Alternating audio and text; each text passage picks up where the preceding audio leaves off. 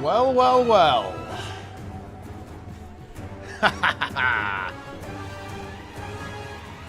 We're here. We're live. It's time. I am the Cabal leader. I am the leader of the Cabal that controls all of Guild Wars 10. Oh, man, that's funny. Yo, Green Death of the Tier 1, 39 billion years. I'm a floppy fish, bro. Let's go. Feels damn good.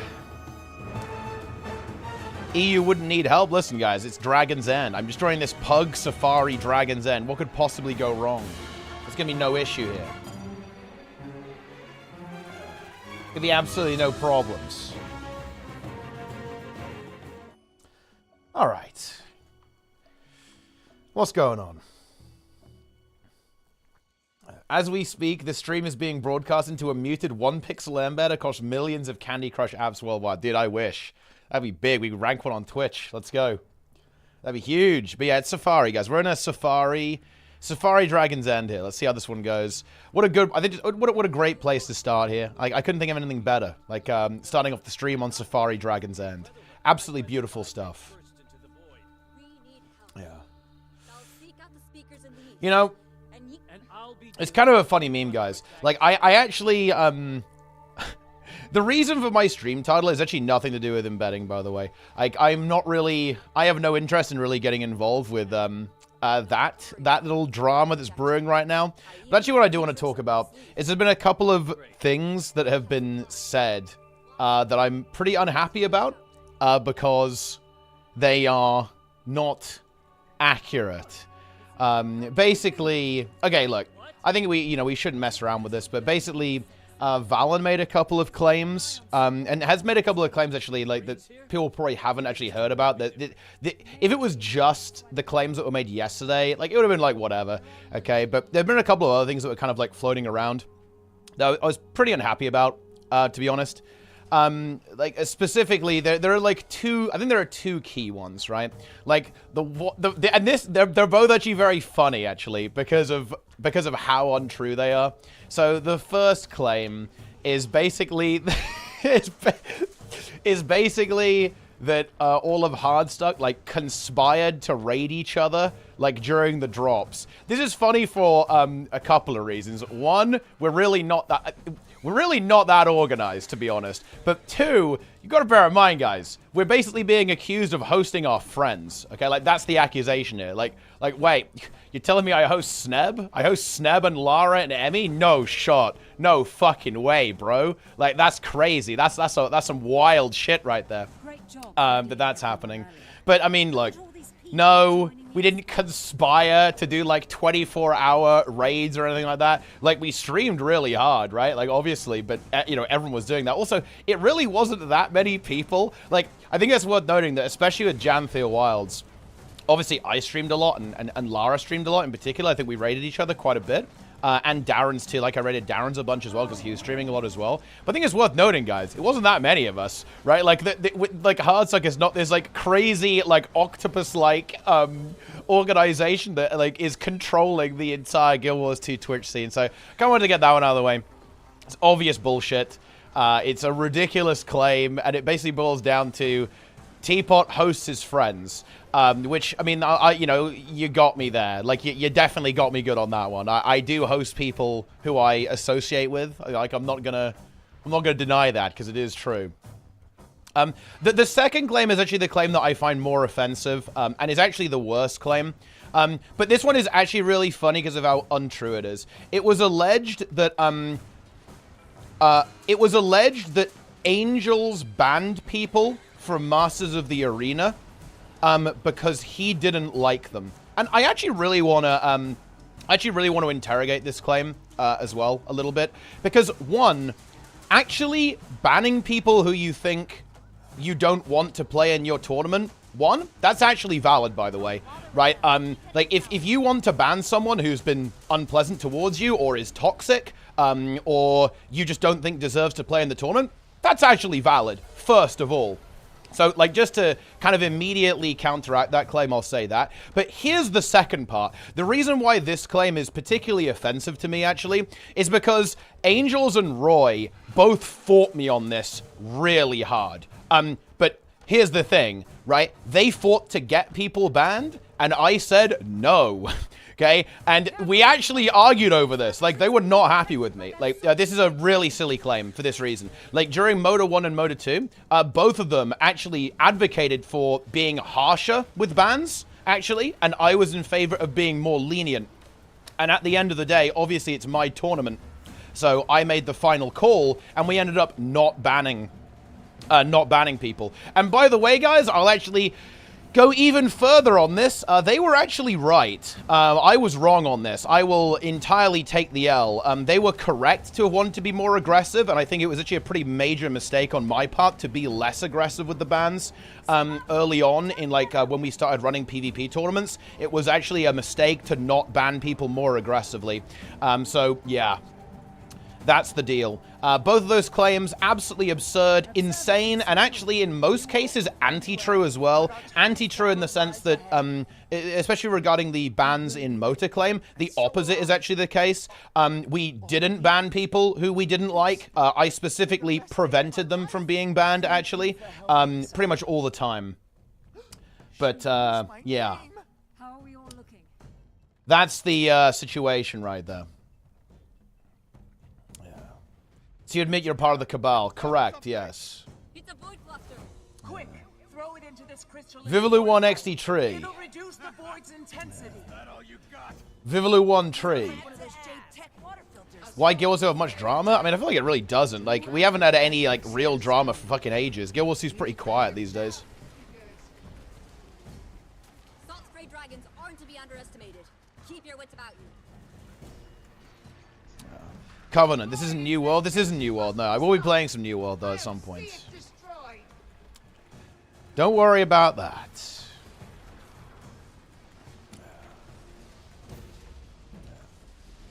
The Cabal. We'll be playing opted out. I'm not going to be opted out, bro. Okay, I know that you've opted out, but I will not opt out. Yeah.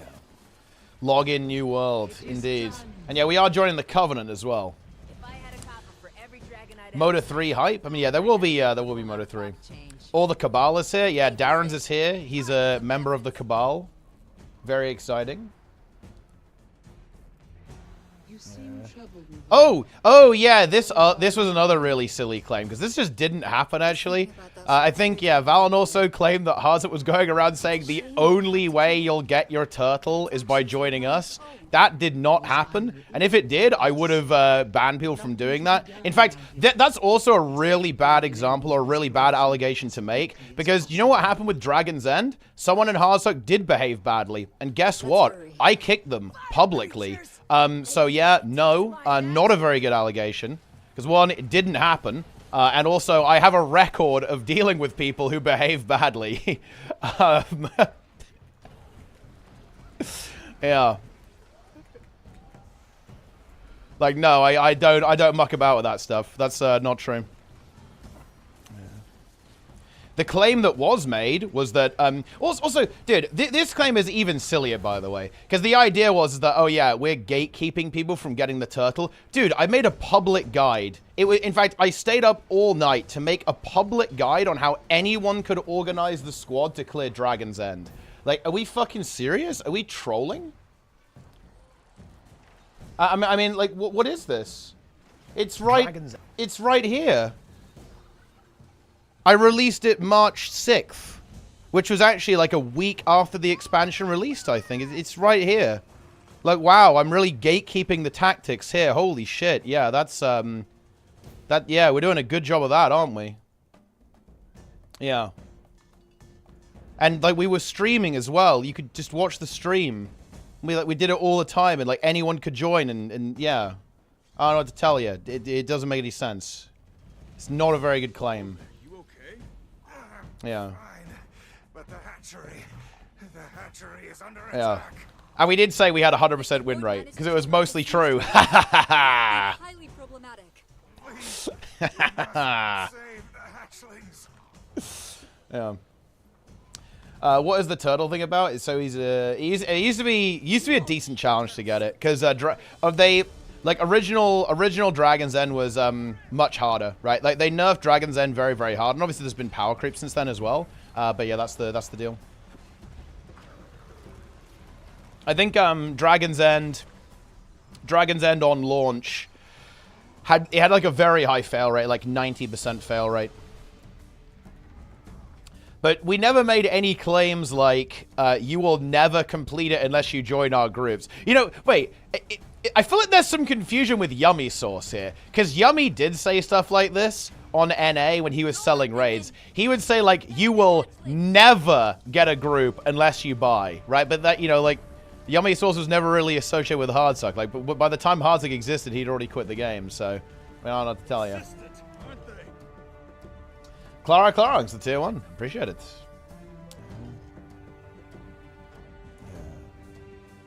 It's getting mixed in the sauce. Yeah, it is getting mixed in the sauce, yeah. Yeah. And yeah, like, I mean, the whole thing with Dragon's End is that we made, like, a public Discord to get as many people, the group, as the kill as possible. Like, we had multiple people, like, running it every day, public events, right? All that kind of stuff. And yeah, the thing is that, like, the only thing you could say about this, that you could argue is kind of playing the system a little bit, is that people would create new maps. But that was to get a prearranged squad onto a new map. I mean, I don't know what to tell you. I think that's pretty okay, right? That's like pretty standard practice in Guild Wars 2. Like, what am I supposed to do? Just like abandon half the squad? I mean, I don't know what to tell you.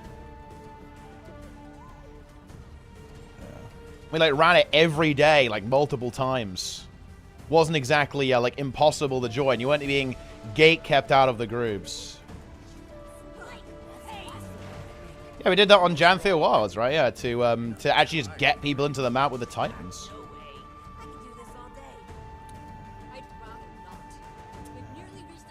Gatekeep goes by enforcing a queue. Inclusion is the true gatekeeping. That is true, actually.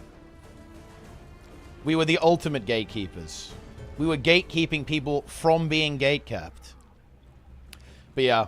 I'll probably have to repeat myself a little bit throughout the stream, but yeah, like yeah, like I said, guys, I was really thinking about whether I should address this or not. But then I heard because basically there was a stream and it was like Sneb. I guess like the way you could say it was that Sneb like debated Valid. I guess is I guess the word. You know, I don't to get into like the internet blood sports lingo.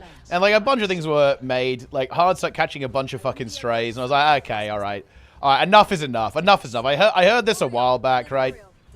I heard this a while back. A couple of these claims popped up a couple of weeks ago when this started. Well, whenever this like brewed and kicked off, right? Like the embed stuff kicked off. Those claims got thrown out. I was like, whatever. Like, who cares? I'm gonna let it pass. But now that it got made again in a very public place, I'm like, bro, like, come on, man. Like, what are we doing here? Let's clear the rubble and make way for the sea turtles. Yeah.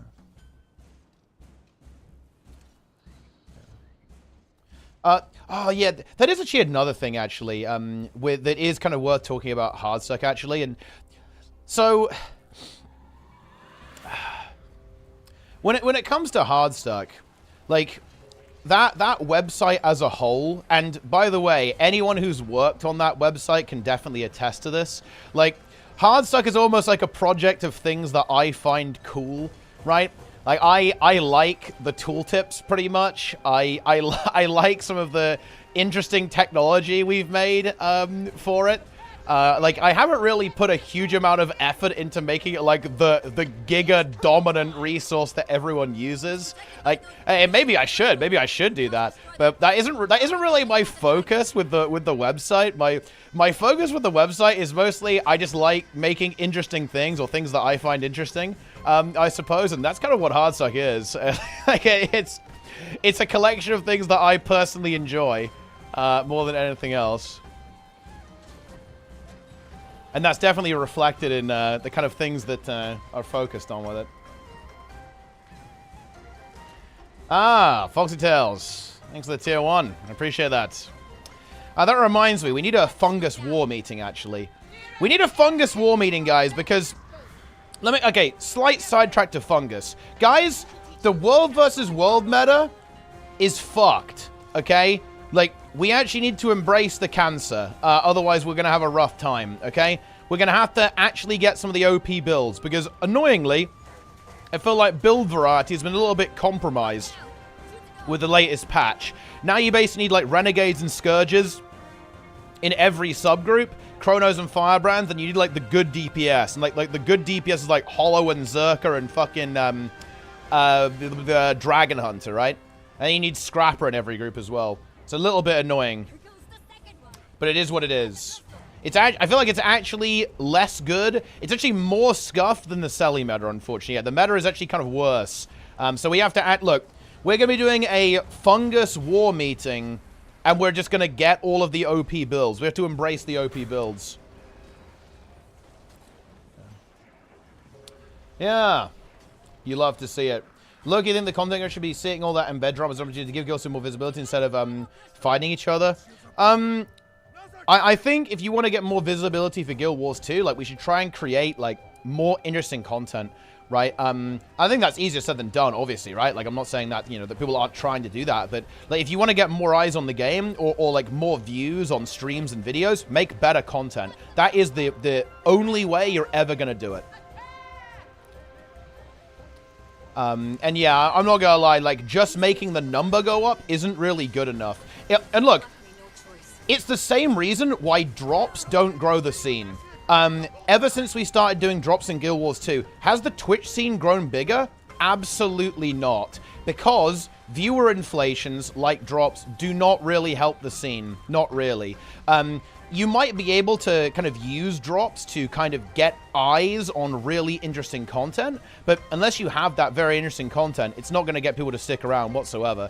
And I don't think we've seen growth in the scene since drops have been added. In fact, quite the contrary. I think that the Guild Wars 2 Twitch scene has very sadly been shrinking over the last couple of years, fairly significantly, and drops have not prevented that in any way. It was totally just a joke. I Yeah. love salt spray dragons. Yeah. Val and Base for calling out HS. Someone has to do it. Make sure that people know the corruption spreading throughout our community. Communities like Mighty 2 have been getting away with being positive influence on otherwise negatively sided content barren community. We don't want this. These people must be exposed. That's true, actually. Yeah. I'm going to focus my That is true. energy at the barrier protecting Suwon. Yo, players with a tier 1. Yes, Peepo really happy indeed. Very good. Same here. It's like they're creating a blockade between all of us and the Harvest Temple. Careful. But yeah, I will be Dragon magic that's been combined. getting a fungus war meeting going this week, and we're gonna gear some fucking builds. That is what we're gonna do. We're gonna log in and gear some builds. It's gonna be good. Magic as it was released. Maybe I could absorb it from these new void outbreaks. But if the power Okay. of magic is unknown, what could it do to you? A good question, but I know Twitch popularity, yeah, Twitch popularity is a bit rough for Guild Wars 2 right now, not so good. break through the barrier covering Suwon. Yeah. Unless your DPS and DH comes from one skill, I mean, that's just the way it is, bro. Magic. Dragon Hunter. Of course, Magnus mains it, by the way. He mains it. Tom.dll, tier 1. Windwalker main. Monk main. Void energy near you. Be careful. Man, it really sucks we missed a session on Silken Court. That does not feel good. We have to pick up the fucking pace. We got to get to work on Ansarek, man. I really want to kill Silken Court. I hope we kill on Thursday, actually. Like, go Wednesday, Thursday, kill on Thursday. And then we can start Ansarek on Sunday. That would be very big. Yeah, losing that session was very unfortunate, but it can't be helped. Like, you know, Chris was obviously very ill, so it's just no good. Wing 8 release. I'm not gonna like try hard like normal mode raid, but I mean we'll probably play it on release, yeah. What's the best pull so far? 43% or so. But we have like a better strategy now. We're gonna change our lust timing, and we should. I think we can kill in 2 sessions and get to work on Ansarek. If we get, by the way, guys, if we get Hall of Fame, I am doing full roster review. Okay. Full roster review. Just so everyone's aware, I will go through every player and I will review. I will be reviewing the feed list, and of course, Guru is very high on the feed list. He's very high on the feed list.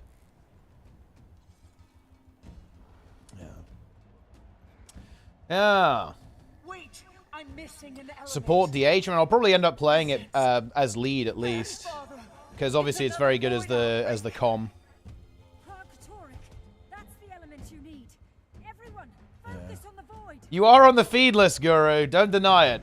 Do you have group in your Wing 8 group? I mean, I don't really have a group. I'll probably just, I don't know what we're going to do with that, actually. I haven't really thought about it yet. I can't find the old patch notes for the answer. Did Warrior Spear lose all evade frames? Just the one on the burst skill.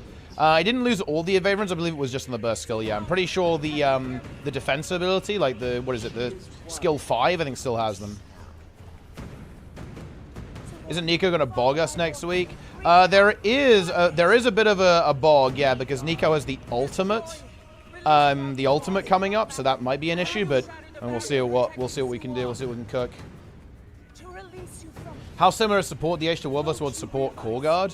I mean, I would say it's like, I mean, it's not that similar, but I guess it's pretty similar. Well, I guess it is pretty similar, actually, because it's just going to be, it's basically like the same shit as Core Guard, except you don't really, you have a leap instead of like a passive Giga Cleanse around you, and your shield is a block instead of just an Aegis. All for Pivot Prime. Well, first up, I appreciate it. What are you guys logging on to? They drop Honor or Valor? I actually don't know what build people run, but I feel like dropping Honor would be good, because if you run Valor, you can run Tenacious Defense, and then you can recharge your F3 very quickly by spamming Aegis, which will then activate, and then that activation will reduce the cooldown of your F3 ability. So I would imagine you would play Dragon Hunter, Valor, and Virtues would be the way to go. Because you, what you can do is if you have this one, right, where is it? Tenacious Defense. Aegis you grant reduces the recharge of Virtue skill through and it blocks an attack, right? So if you apply 5 Aegis, that's 5 seconds off your F3, which is like insane cooldown reduction. Insane cooldown reduction on your big block, which is very powerful in the Zerg. It's like uncapped block, essentially. Very good. Let's see what people run. Linker is the build. Oh, it's doing this thing, isn't it? You have to remove the HTTPS because reasons. Yeah, there we go. Ah, yeah, there you go. See, Tenacious Defense. Yeah, this is exactly what I'd expect you'd run. I'm surprised you don't run Absolute Resolve, I suppose, actually. But, interesting. So you don't run the extra Condi Cleanse, but I guess you use it offensively, maybe, to immobilize people. So I guess that kind of makes sense. And you just, like, get a heal on that. Mystical Beach Torch skins sold at 1 gold right now. I think someone was duping. I mean, that's pretty crazy. I guess some of the Black Land skins are pretty cheap, though, so I don't know, maybe. Just for Commander? Yeah, it's just for the Commander, yeah. Pretty much. I'm pretty sure, like, only the Com would run this. Or, like, something similar to this, anyway. The staff build here.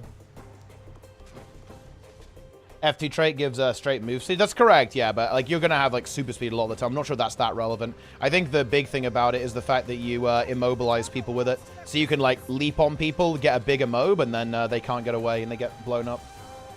Who's your least favorite and favorite character in Guild Wars 2? Least favorite character... Least favorite character is probably Timey. I do not like Timey at all. Favorite character? That's actually a good question. There are some pretty good ones, to be honest. You know, what's actually really weird, I'd actually be really, really tempted to say Jormag. I think Jormag was a very good antagonist. I think it's a real shame we didn't see more of Jormag. Oh, actually, yeah. Hang on, yeah, shut it down. No, Aurene is worse than Timey. Yeah. Aurene is worse than Timey. Yeah, my least favorite character is probably Aurene. Favorite character is probably Jormag. Yeah. Yeah. True.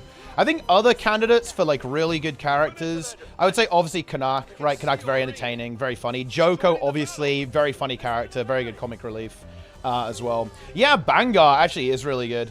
Yeah, Bangar is also really high tier. I think Icebrewed Saga had some really good writing in it in terms of villains. Some very good villain characterization. Like, Bangar was an excellent villain, and so was Jormag. Yeah.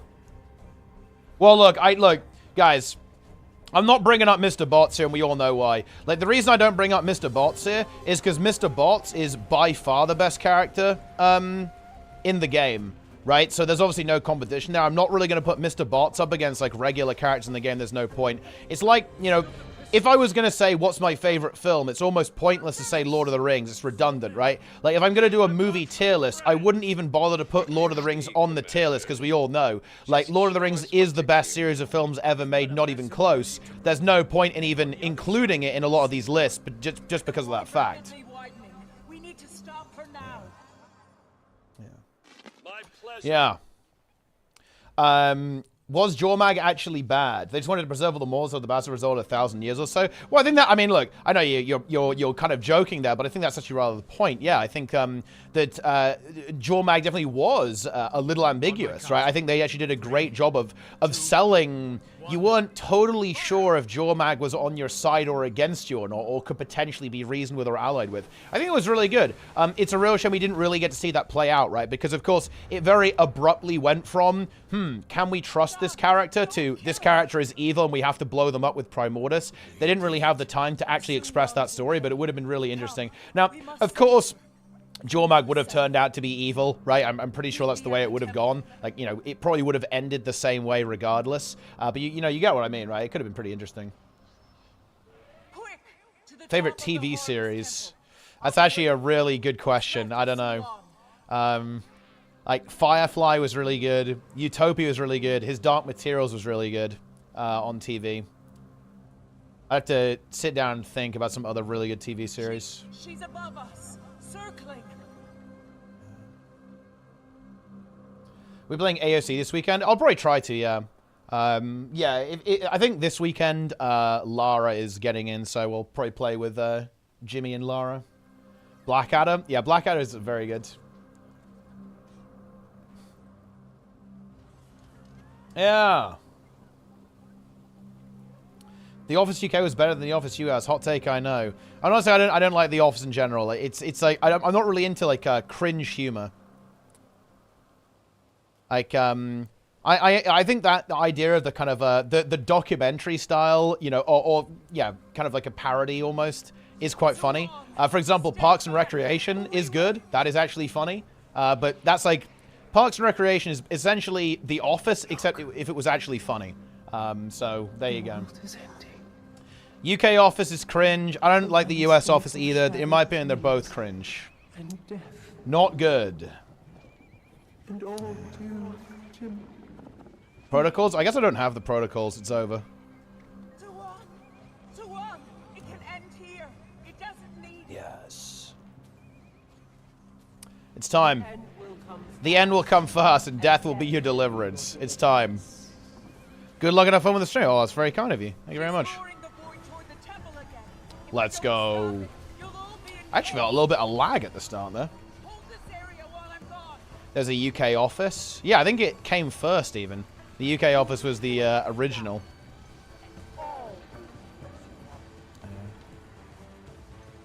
Here we go. So this is a pug. Let's see how this one goes. How bad can it be, guys?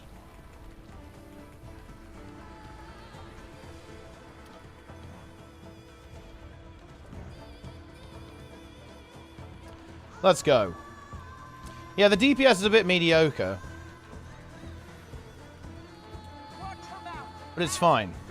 Can't, oh yeah, I don't have arc. I need to, yeah, I don't have arc right now. It's over. ArcDPS. Awesomeness in the chat. Quick, stand around the impact site. I'll protect you. Arc is hard crashing. It's actually going over, man. Oh, I'm not going down, I guess. Please. Oh, never get in. Oh, are you trying to get in, Sneb? Oh, yeah, dude, the goose is here. He's trying to get into this Dragon's End. Sneb, known by his new name as the Debate God. Sneb, Debate God. is here. Honestly, I'm fucking hyped, man. Like, check this out, guys. I actually heard this is leaked. This is hot off the press. Sneb is actually going to be entering a new career on Twitch as a political debate streamer. That's right, guys. Sneb is the next Destiny. It's happening. Debate God Sneb.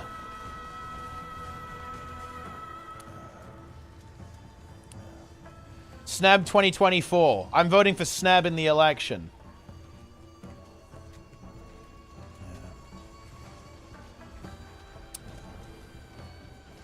Here we go. 3 A's. Dude, Sneb, look, Sneb sets these brutal exams for his students, man. He gatekeeps them. Sneb gatekeeps them from having a good grade.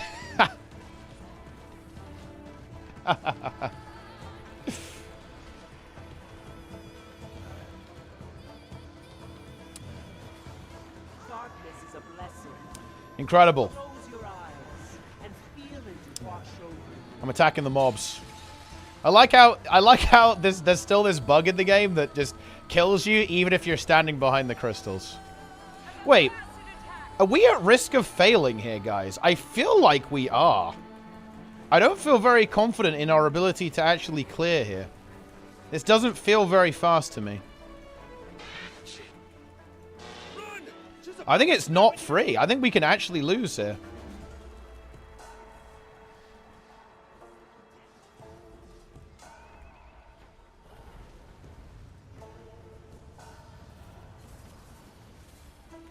Yeah.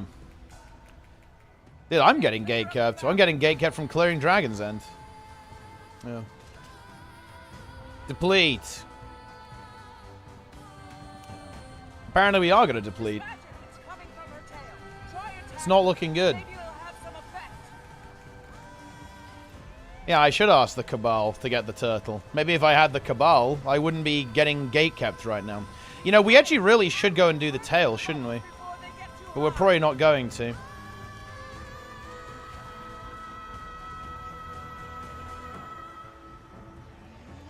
Well, I guess maybe with the Defiance bar, it's okay. This is a little bit scary, guys, actually. I am not feeling very confident. This is not good. The damage is very, very low. Wait, what's happening to me? Why can't I dodge? Dude, I'm actually lagging. What? There's actually some lag here. This is weird.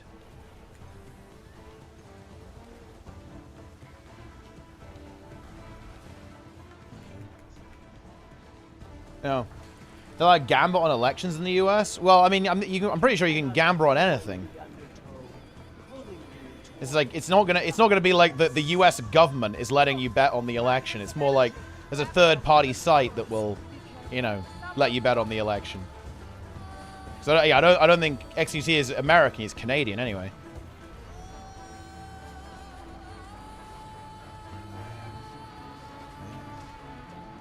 Let's go.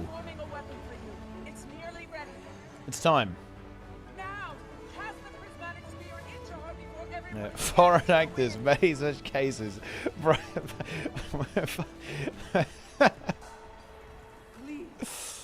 It's time. What if you win trade the election? I mean, that would be pretty epic, to be honest.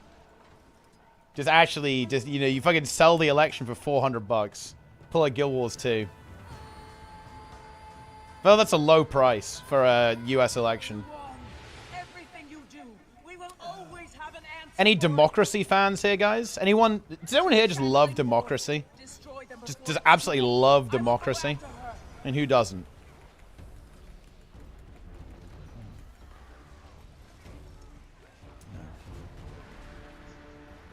Half expansion Mike in the chat.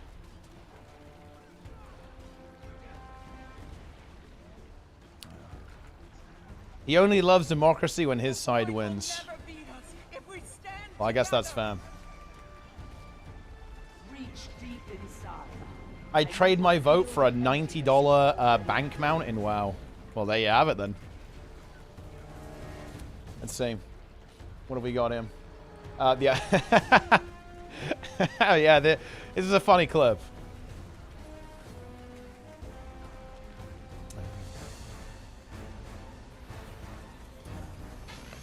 at the top. Very good. I've never seen such bravery. Why there are 1.5k people in the Guild Wars 2 subreddit right now? Well, it's Tuesday, isn't it? I think you're going to see a lot of activity when it's patch day, so there might be something going on.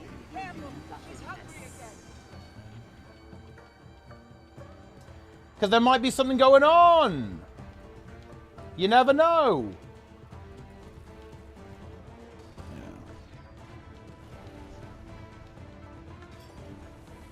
Wait, holy shit. Wait, did they actually fix this? Wait, hang on. Wait. Fix an issue that caused the tournament and special events panel to display incorrect live match scores. Wait. Have they actually fixed this after this bug being in the game since launch? I think I actually need to have a look at this. Wait, wait, is this actually, wait, Awesomeness, can you tell me if they actually fixed this? Maybe you know. Because that's actually a big bug fix if it's true.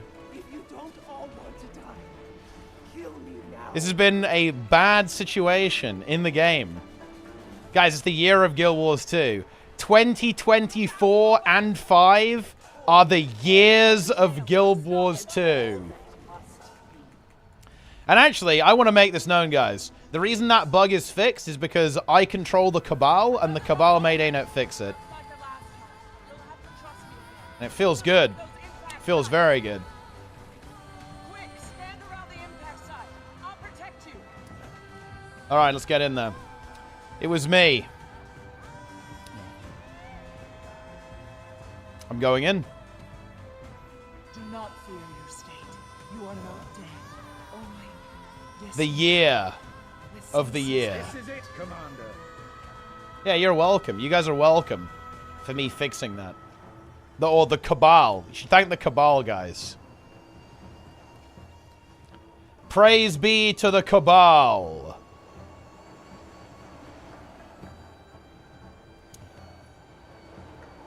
Awesomeness is the next Ben. There it is. I said it. I went there. Ben 2.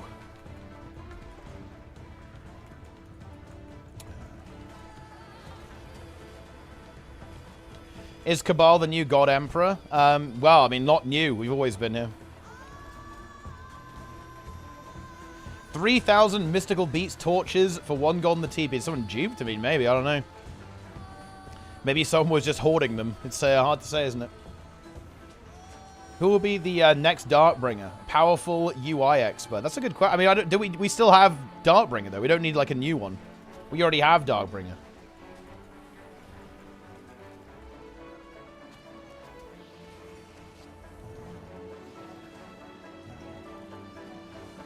Yeah. Duped. close your eyes and Guild Wars 2 High Trainers cooking, CCG, then into Guild Wars 3 the next few years is ours. I mean, like, Guild Wars 3 is very interesting to me. I'm definitely looking forward to that. I hope they're able to actually pull it off, you know? I really, really do. And I mean that. Because I do find the MMO genre to be stagnant, right? You know, there's not a lot of innovation going on right now in the MMO genre. And I think if there's any company that can do it, it's probably going to be something like ArenaNet doing it. Because, you know, the truth is, I look at Ashes of Creation, and I don't really see innovation. I actually see a return to old ideas with Ashes. Ashes is not really that innovative, in my opinion. New World, I think, funny enough, New World actually has some new ideas, but they also backslid a lot. And that game just has too many problems to really kind of be at the forefront of MMO development, in my opinion. I don't really think they're going to be able to deliver. Like, you know, I've been playing the game a fair bit, and they very obviously have huge issues with developing content. There is no roadmap. They don't really have a particularly well-defined end game. They're trying to, like, wrangle vertical progression into a game that just doesn't make sense with vertical progression. They have a lot of issues. They're not going to be able to. They're not going to be able to really make that game work, I think. It's actually quite a good game, to be honest, but they're not really going to be capable of actually maintaining it properly, I think. Unreal Engine 5. Well, I mean, New World isn't Unreal. It's like Amazon's own engine, but, I mean, I don't know. People that started 12, 15 years with Guild Wars 1 and now in their 30s, supposed to be a demographic problem. Well, I mean, I think that's, you know, if there's a demographic problem, then you probably have to make a game like this that appeals to younger people as well, right? For sure, yeah. I think that MMOs in general have an older audience, relatively speaking.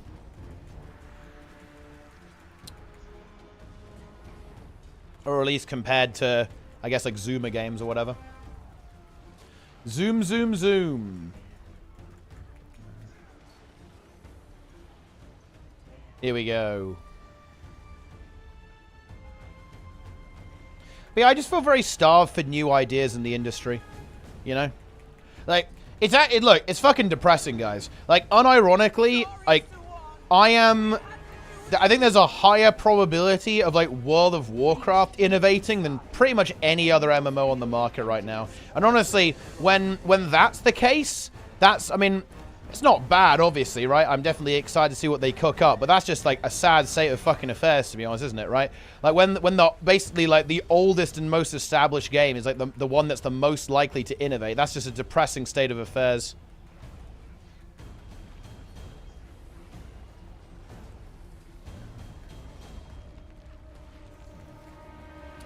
Yeah. Why aren't younger people into MMOs? Because MMOs in a lot of ways haven't really evolved. They haven't really gone with the times. Like, you know, people want more quick-fire experiences. Like, younger people want more quick-fire experiences, and MMOs don't really offer that very well. What's up with Astro Creation? I saw some hype about it. I think it actually might be kind of a fun game, to be honest. I think it has some potential. But I mean, it's like a spiritual successor to Arcade, pretty much. I'm running away. Ow.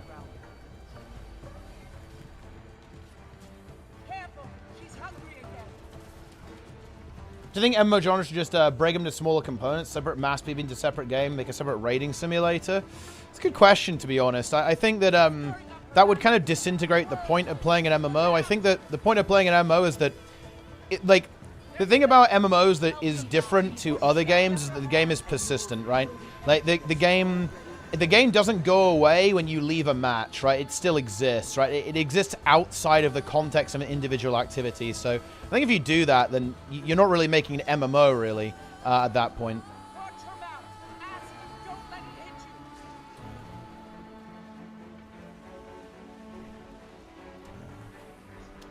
It's an interesting one.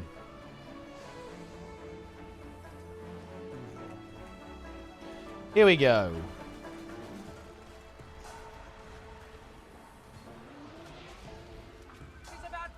Wow, we did it.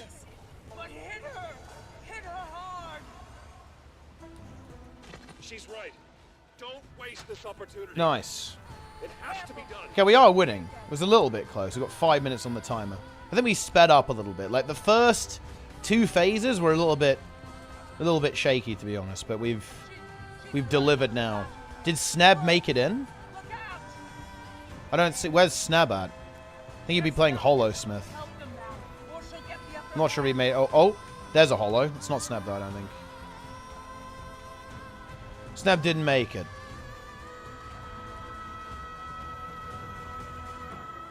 Dude, you know, look how long it takes people to react to the boss moving. It's very interesting to see. Look how many people are still stuck on the other side because they just didn't move. Some of them are Whirlpool, to be fair, but many of them just didn't move. Little peepos. Epoch Safari. You really want to see that? You want to see Epoch Safari? I'm not sure if anyone wants to see that. She's stirring up her magic again. Whirlpools, look out! Yes, it's working. Nice, we did it. Bubbles from her tail. Okay, so, yeah, the embed thing. Basically, the embeds have been set to autoplay, which basically means they're never active now because they're at the bottom of the page, so you have to scroll down and then activate them. Essentially, all of the embed viewers are now gone from the Guild Wars 2 category. which I think is a good thing. I'm not really the biggest fan of embedding to inflate viewership. It's not really my jam, to be honest. Champion, she wants you here. Not really my jam. Yeah.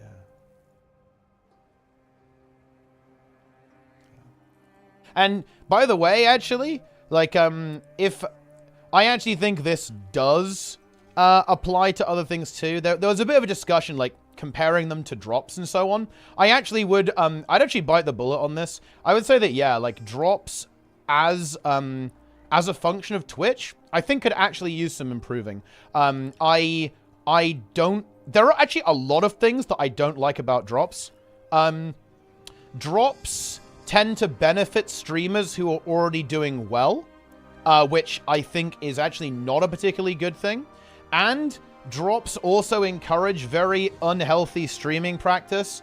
Like, you're basically encouraged to stream as long as possible every single day while drops are active. I'm actually not a big fan of that either. I don't know how I would improve that, but I actually think there could be some improvement towards like how drops actually operate on Twitch too. Yeah, they are more organic, yeah, because people, as Sneb says, right, like, people opt into them, right? Like, you know, you're not a viewer on a stream, like, without your knowledge of that. That's, like, a key difference between, like, embedding. If you're an embed viewer, you probably don't even know that you're a viewer. You're very, very passive. Whereas if you're a drops viewer, you actively choose to watch a stream and then go AFK. I think both of those things actually do have some problems, but there are some key distinctions between the two. Darren's with a raid. I appreciate that, bro. Darren's embed cop.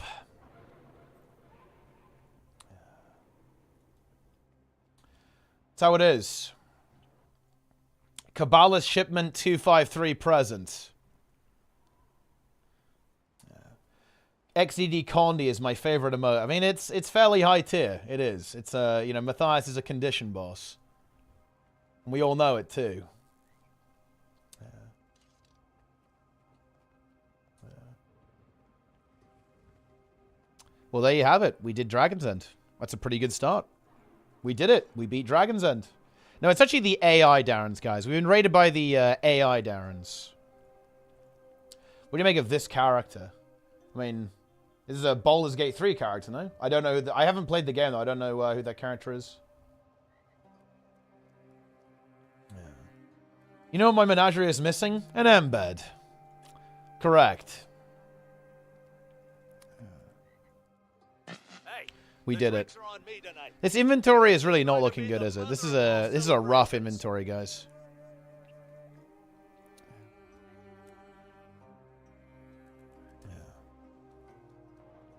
We did it. It's time for World vs. World Daily Leech. My favorite of all the leeches.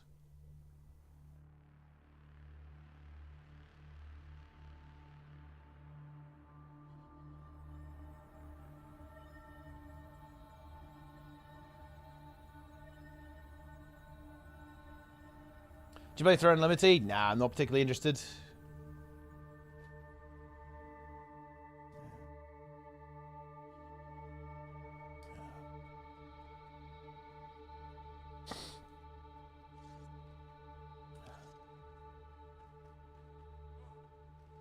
It's a highly amusing. I mean, honestly, I'm not gonna lie, guys. The entire series of events over the last couple of weeks, they've been very entertaining to me.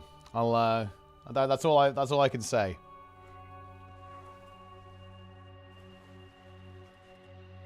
Oh, nice. Dude, Celestial Ascended Chest.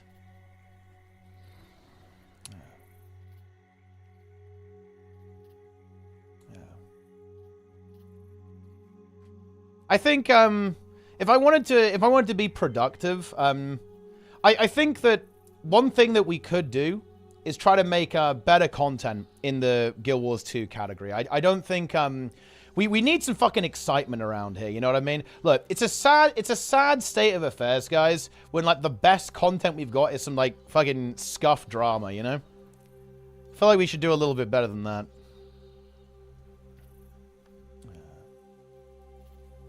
Yeah, the entire Twitch scene is pretty low energy, realistically. But what was this Lara clip? What have we got going on here? Oh yeah, Lara's old now, exposed.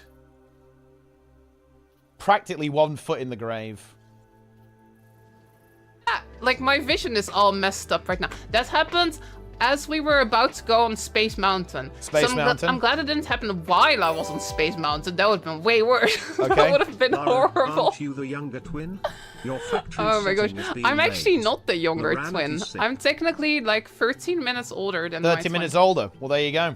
I turned 30 earlier than she does. But yeah, so like I was in the middle of Disneyland and I got this massive migraine. Not good. But my twin sister, she also gets migraines. That's also not good. good. To be clear, I am not recommending you do this. But she had the meds, right? Okay. And technically, in the Netherlands, these migraine meds are prescription. There you but go. in the UK, they are not. In the UK, you can just buy them. So she was like, oh, I got a bunch of them. And she was like, you want That's to try big. them? And I was like, Like, you know, I do not want this Disneyland trip to get ruined. So I tried the migraine meds. well, there you go then, guys. That's, I guess that worked out pretty well. Yeah. Yeah, it's a fucking drug deal. Like, Lara, some kind of drug deal operation over there, guys. That's big. Oh, shit. We got a big fight going over here. Uh-oh. What the hell's going on here? What the heck is going on? Oh, I've been taunted. Yeah, that really didn't go very well for us, did it? Didn't really go well. Wait, is Snab calling? I feel like Snab's calling. He put Alu. He's calling. Ah, Snab, debate God. Well, where's the Cabal going at? I heard we're all supposed to go to LA and take over. Yeah. Are you also admitting you're part of the Cabal? I just think that it's kind of funny. Yeah. That's all. Like, who's in the Cabal? Do we actually know who's in the Cabal? I don't know. I think that's the funniest part about it all. I have no idea who's in the Cabal. I mean, does the chat know, like, who's in the Cabal?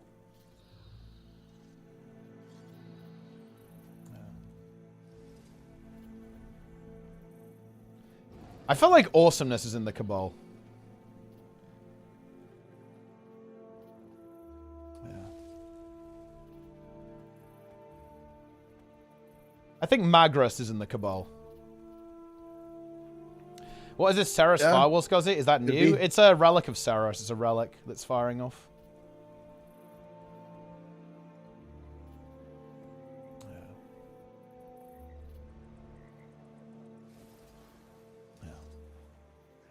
So, I mean, what's going on? What's the situation? Well,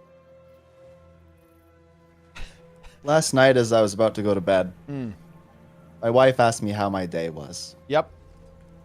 And I looked at her and I said, I was in probably one of the greatest Guild Wars 2 debates of all time. And she was like, was it about the LFG again? And I said, no, it actually wasn't this time. Yeah. She's like, well, was it about making groups? I said, no. Was it about Raid's difficulty level? I said, no. She's like, well, then what could it possibly have been? So that I had to explain the whole thing. Yeah. Yeah. How did it go?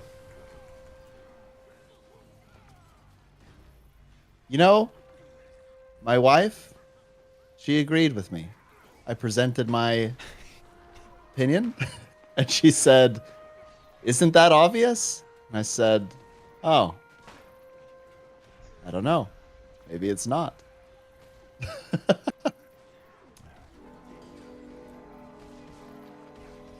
Well, there you go, I guess. Yeah, that Incredible. Was it. So that's, I mean, that's how my day has been.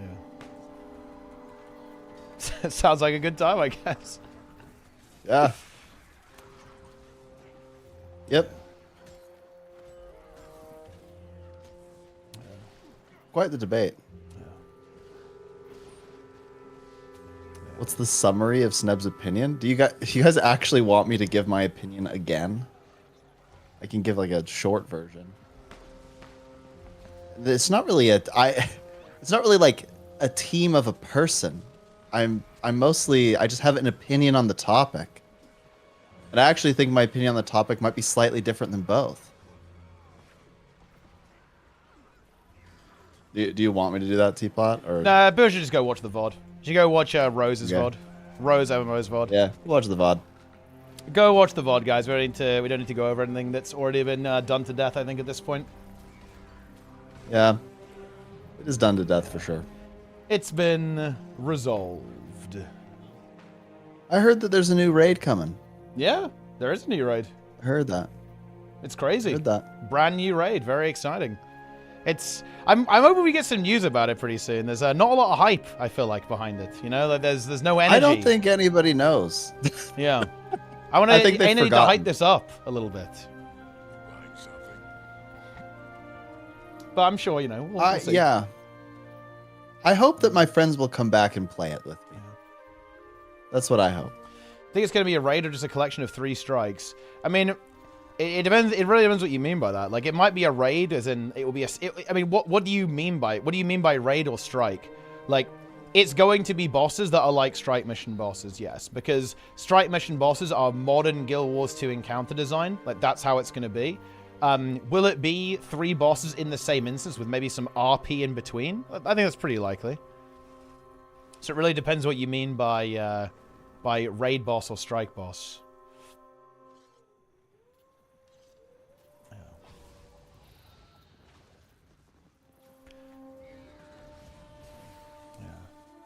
I miss it when I was hyped for games. I think it's actually a little bit difficult to be a little bit hyped for MMOs because the genre is just quite stagnant, really. I think there's the reason why people get so mega hyped for games, you know, stuff like Throne and Liberty and stuff like Bless Online even, is that it's new, right? Like, it's a potential new idea being brought to the table. I think that is something that's very lacking in modern MMOs, right? Like, modern MMOs are very stable, right? Like, their goal is to kind of maintain, kind of iterate on what they already have rather than create something like entirely new. And I think it's actually a little bit, it's quite hard to be excited for something when it's entirely predictable, if that makes any sense, right? Like, I feel MMOs are extremely predictable right now. I'm not expecting any surprises or any, like, new ideas. And I think that is a problem. You know, that is definitely an issue. Because they're just static, right? Like, the MMOs are very static right now.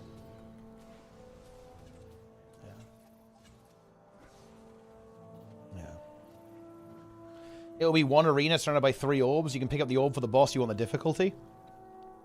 I mean, I don't know. We'll have to see how they do it. It would be kind of nice if you could do that. You could, like, pick any boss you wanted, but because that would be very convenient for, like, replayability and so on. But we'll have to see what they go with.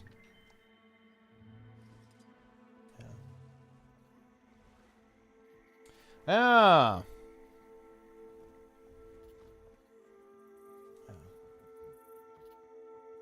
So have you already made your bet for tonight? I have made a bet, yes. Did you hear that XQC bet $700,000? Yeah, it's based. I like it. I respect it. Yeah. That's insane. Have you made a wager? I believe Darren's has as well, actually. I believe Darren's has a bet running on the election. I have not. I just think on principle, I find it a bit strange. I mean, he's got a lot of cash. He likes gambling, right? Like, he does that stuff on you know, the gambling website on Kick, right?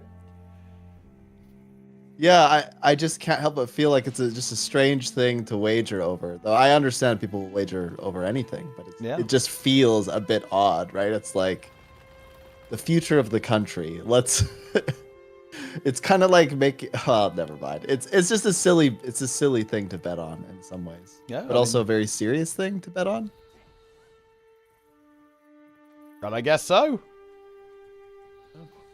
That's gonna be. I think tomorrow's gonna be very interesting. Like, that's for sure. Yeah, like watching the stock market go kind of crazy too. Yeah. It's gonna be very interesting to see what happens. I mean, it's gonna be something. It'll be an experience, that's for sure. We gotta wait, man. We gotta wait such a long time for new content in Guild Wars 2. Like, this is fucked up, man. Like, it is such a long period of downtime. I do think I think that it's felt very long because there hasn't been much replayability with Jam 3 Wilds. Right, there's not much to do on launch, and that's made it feel really, really long. But oh, it feels a really long time actually since we've had new content in the game. I think the troublesome thing is there isn't any repeatable content. Yeah, unless you count spears. But I don't even use the spear. I think the raid is going to be a nice addition to the game. Has some like replayability for until the next update after that. I'm very worried about the fractal, if I'm going to be honest, right? Because they're adding a fractal and... Whoa, wait, when is the fractal coming? It's the... Wait, the fractal... Wait, I think the fractal is the last patch. Yeah, it's the last patch. So, the last patch before the next expansion. Huh. Yeah, I mean... I'd be curious if player participation in fractal has gone up or down since the last 2 fractal releases.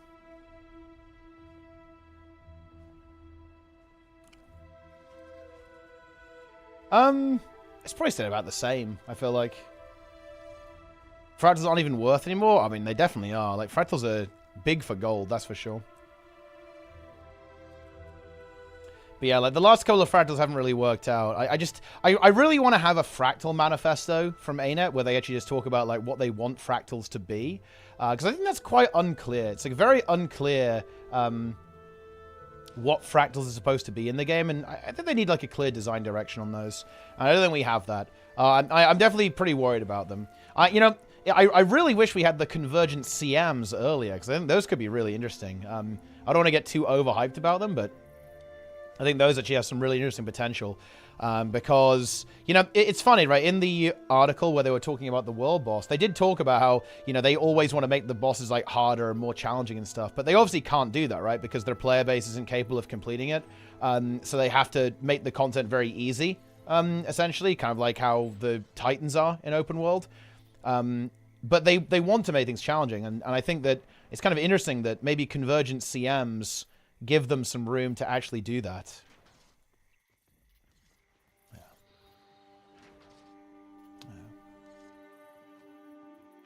The dungeon feeling. Yeah, this is definitely, I think Nike's right here. This is what Guild Wars 2 Fractals really miss. They don't feel like dungeons, really. They're too linear. They're too linear, and they're too streamlined down, I think.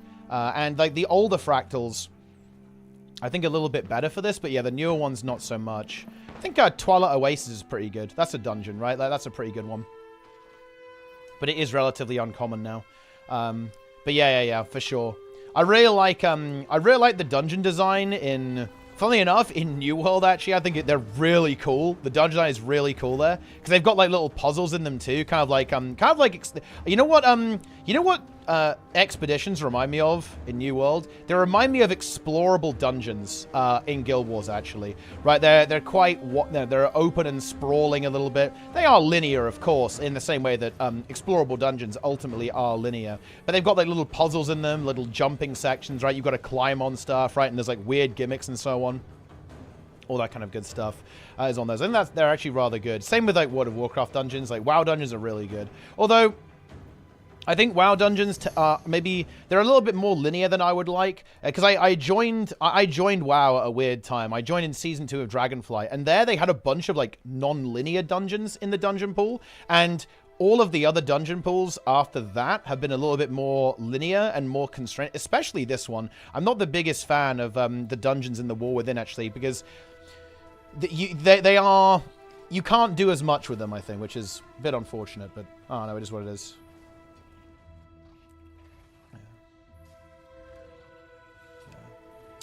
Yeah.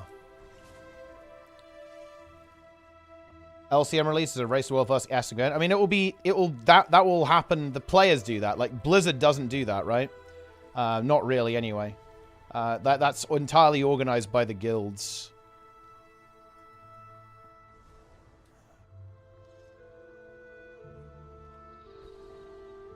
The minimum trash limit in M+ is less exciting than Dungeons compared to New World. I don't actually agree. I think that only happens when the amount of trash that you can skip is very low, and that's definitely true in the current iteration of the game. Like in the War Within, like you have to like almost full clear most of the dungeons to actually get the trash count. But in some of the older dungeon pools, that wasn't really the case, and you could really do whatever you wanted, right? You could do like some crazy shit. I think there's a couple of things that are really important for Mythic Plus. You need to be able to pull trash onto the boss. That's really important, I think. And you need to have like a very large surplus of trash so that you can do a lot of creative things with the dungeon pathing. How hard do you reckon the second will be on LCM? We know that the third one will be another Ceres. I mean, I think it really depends. It really depends. I don't know. We don't really know exactly what they want to do with this. I think that every single boss will be like having to do carpetless in Mario 64. Over and over and over again. Extreme precision. Pause frames. Jump off the wall. Onto the castle. People could suffer. Punished. That's actually quite hard to say. I have no idea what to expect from the LCMs. Yeah. They could all be brutal, right? They could be like insanely difficult. Or they could not. I prefer to Underrot over Freehold because the trash was simple and not VS. I mean, I guess so. Wait, what was BS about the Freehold trash though?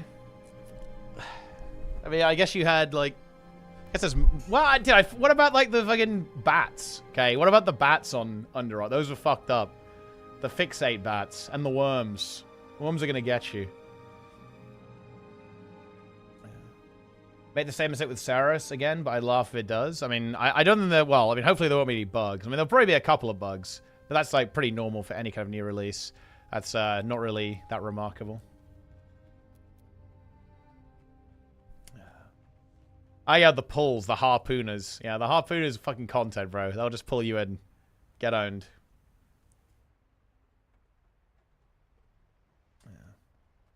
Developing LCM costs and overhead over the story and normal version. It's probably pretty damn expensive actually, because like you don't really have to do as much testing, or you don't have to do tuning, right? Like tuning is hard to do, like getting the numbers right. It's very hard, and that's probably like a large amount of development time that's required to actually pull that off.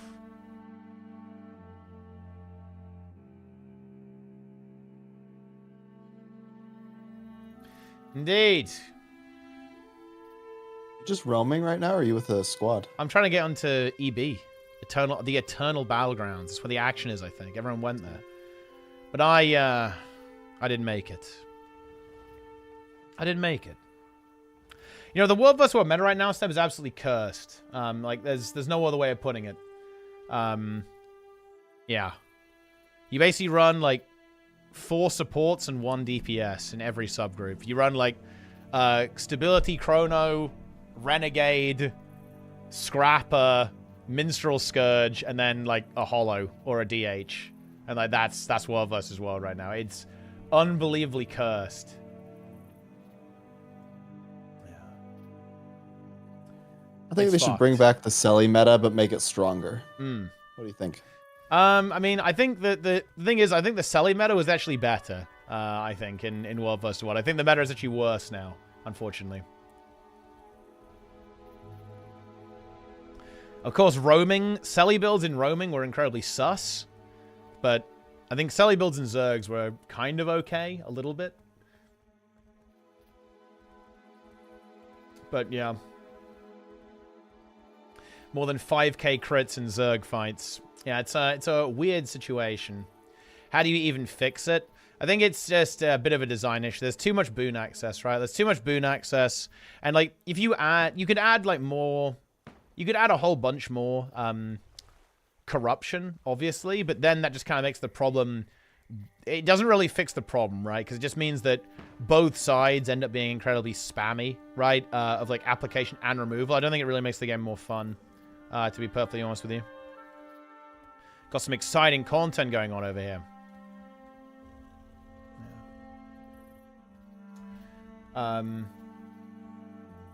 Need boon corrupts back in World versus World and PvP. I mean, yeah, maybe that's like a way that you could address it by adding some more corrupts there as well. But I think it's a very hard issue to fix. I do think that the big issue is that cooldowns, abilities are too bloated, right? It's a design issue. It's like you can obviously try and mitigate it with numbers, but I think fundamentally it is a design problem. Like abilities are too bloated, cooldowns are too short, too many boons. Too many effects, too many skills going off all the time. It's very hard to address that, I think. Yeah. Purity of purpose. Yeah. Purity of purpose. That was the kind of one of the things that did not really work out very well from the balance manifesto. Like, purity of purpose has not been held. You know, like now everything kind of does everything, which is... Yeah, I mean, it's questionable to say that. Yeah, we got some blob versus blob going on. Let's see who's going to win. I think the green team was able to achieve victory last time. Let's see if they're going to be able to do it again. I think that quickness and alacrity should be exclusive to PvE. I actually agree. I think quickness and alacrity should probably be almost entirely removed from PvP and World versus World. I think like a little bit of quickness is fine, actually, especially in PvP. I don't think it's that problematic. Like some uptime with quickness is fine. Alacrity is a bit scary, but I think quickness is okay.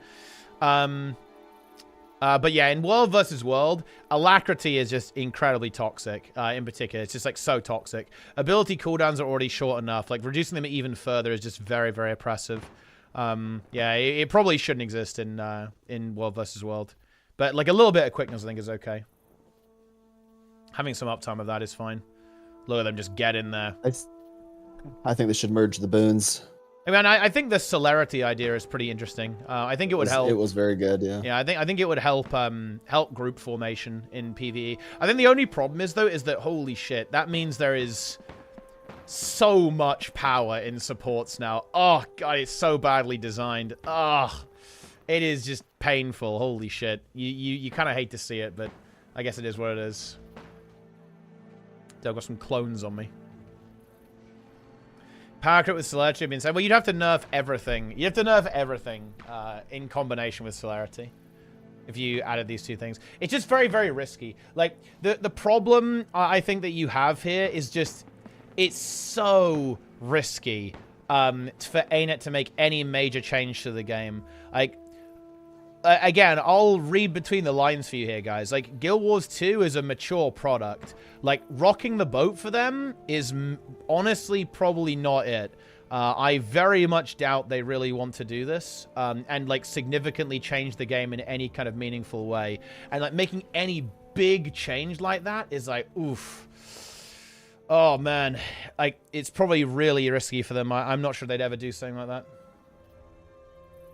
Combine them doesn't solve anything. I actually disagree with that. I think it does. Like, the thing that it solves is that it allows you to... It helps people make groups. Because instead of like, oh, okay, which class gives quickness, which class gives alacrity, it's like, okay, we need one boon support, basically, per subgroup, and then one healer. It basically... makes the game into a very distinct trinity. Like the problem that you're trying to solve there is not really balance. The problem that you'd be trying to solve is like group formation. Trying to make group formation easier for people. Helps PvE and destroys PvP in World versus World. Well, here's the thing, Grim. I wouldn't say that you remove quickness and alacrity. I would keep them in the game, but quickness and alacrity only exist in PvP in World versus World, and celerity only exists in PvE. I would say that no ability should ever give celerity in PvP and World versus World, obviously. They should still give quickness and alacrity, but those boons should simply only exist in their respective game modes. The problem with that is that then it starts to become more unrealistic that that's going to happen, because you're essentially saying that balance becomes even more more complicated for the devs. Well, That's my perspective. I mean, I look. I'm in a weird spot. I don't think there are going to be any major changes to the game's combat system ever again.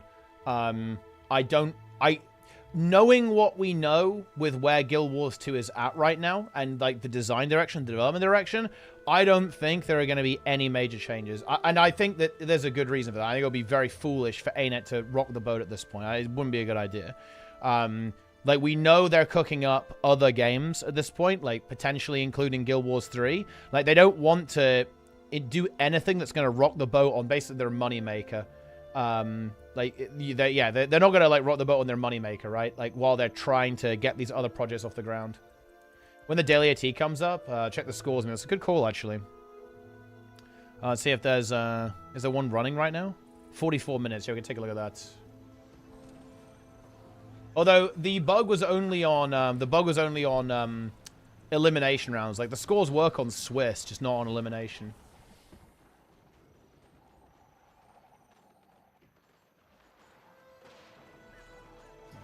They make lifesteal the third damage and force it upon all the classes. I mean, that's big. You could do that. Will Guild Wars 3 combat be close to 2013 Guild Wars 2 or 2024? I actually have no idea what they would do with that game. Actually, I have no idea what Guild Wars 3 is going to look like. ArenaNet, to their credit, I think they are still a bit of an unknown quantity actually, which feels very good actually. Do some crazy shit.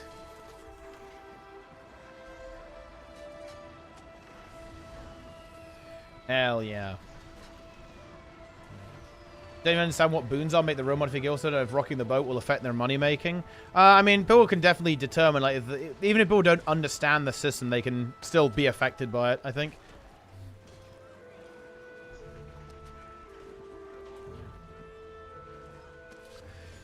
Let T-Bot is CABAL into the closed beta for Guild Wars 3. That is true. They should do that. And because I'm in the CABAL, they will do that. That's how it works.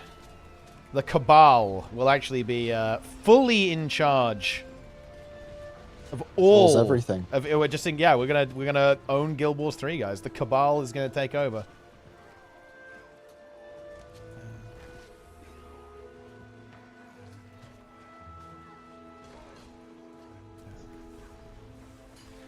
PvP skill has never mattered less. Yeah, I mean it's quite the situation, quite the predicament, I would say. I'm actually curious about that perspective. What does that mean? Why does skill not matter in PvP? I think it's because you just need to. The comp is pretty important, right? Like the meta right now is a bit sus, right? It's kind of like a slower bunkery style meta, and that just means that if you have the right builds, you just stand on the point and you just win. Yeah, that's the way it goes.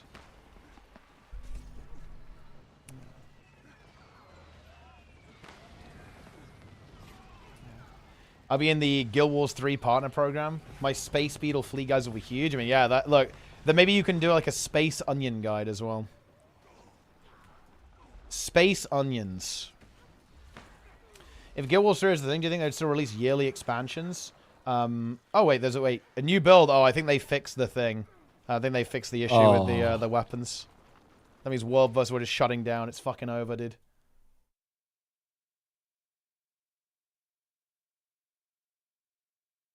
Yeah.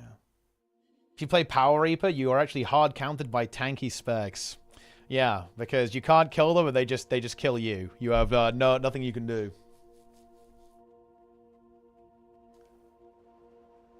But I don't know actually. I think they'd probably still release content for Guild Wars 2, but like if Guild Wars 3 exists and the game, launches, then they'd probably want to focus on that. The entire concept of Guild Wars 3 is still a big mystery for me. Like, what does that even look like? I have no idea what they would do with that. Truth be told, I have no idea. It was definitely a big surprise to kind of hear that it was on the table, or at least on the cards for ArenaNet.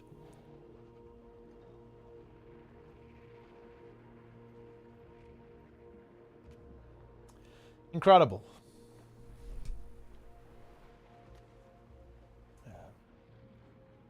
Can make a video about death of Guild Wars 2. Guild Wars 3 because MMO FPS. I mean, honestly, if they made FPS, that would be fucking content, to be honest.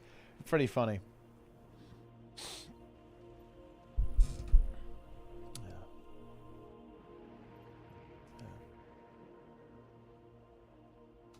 Yeah.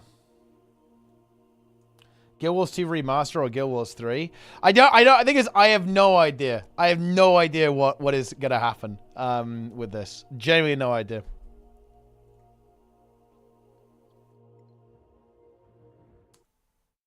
Who knows? Who can possibly say? I doubt ArenaNet has the resource to maintain 2 major MMOs. If Guild Wars 2 through the light of day, Guild Wars 2 goes into true maintenance mode. I mean, maybe, who knows?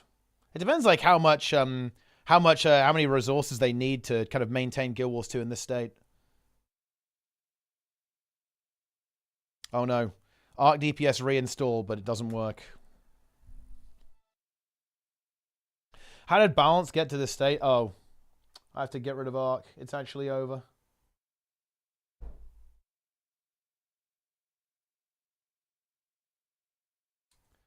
It's over. ArcDPS must be cleansed. All right. ArcDPS is gone.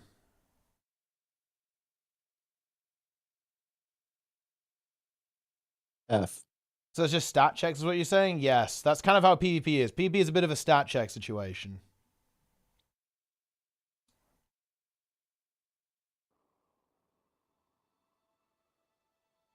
Yeah. How did balance get to this position? So how did this happen? It basically happened because of Path of Fire. Like when Path of Fire came out, that was when the boon overload really started. And not even really boons. It's incorrect, and it's not telling you the whole story to say it's just boons. It's the bloat. The bloat era of Guild Wars 2 began when all of a sudden cooldowns are very, very short and abilities do like 17 different things all at the same time with short cooldowns.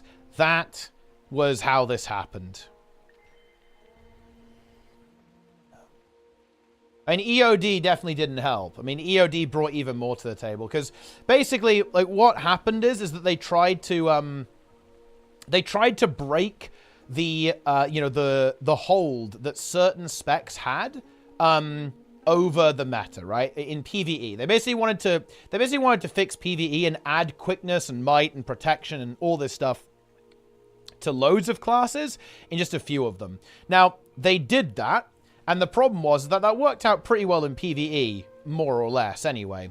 But it obviously had a pretty negative impact on PvP and World versus World, because those game modes really don't like that sort of thing. They're very sensitive to it, in a way that PvE isn't. And basically, PvP and World versus World just got left behind. And, like, there were a lot of decisions made regarding skill design that didn't really consider PvP or World versus World. Yeah. So that's the situation.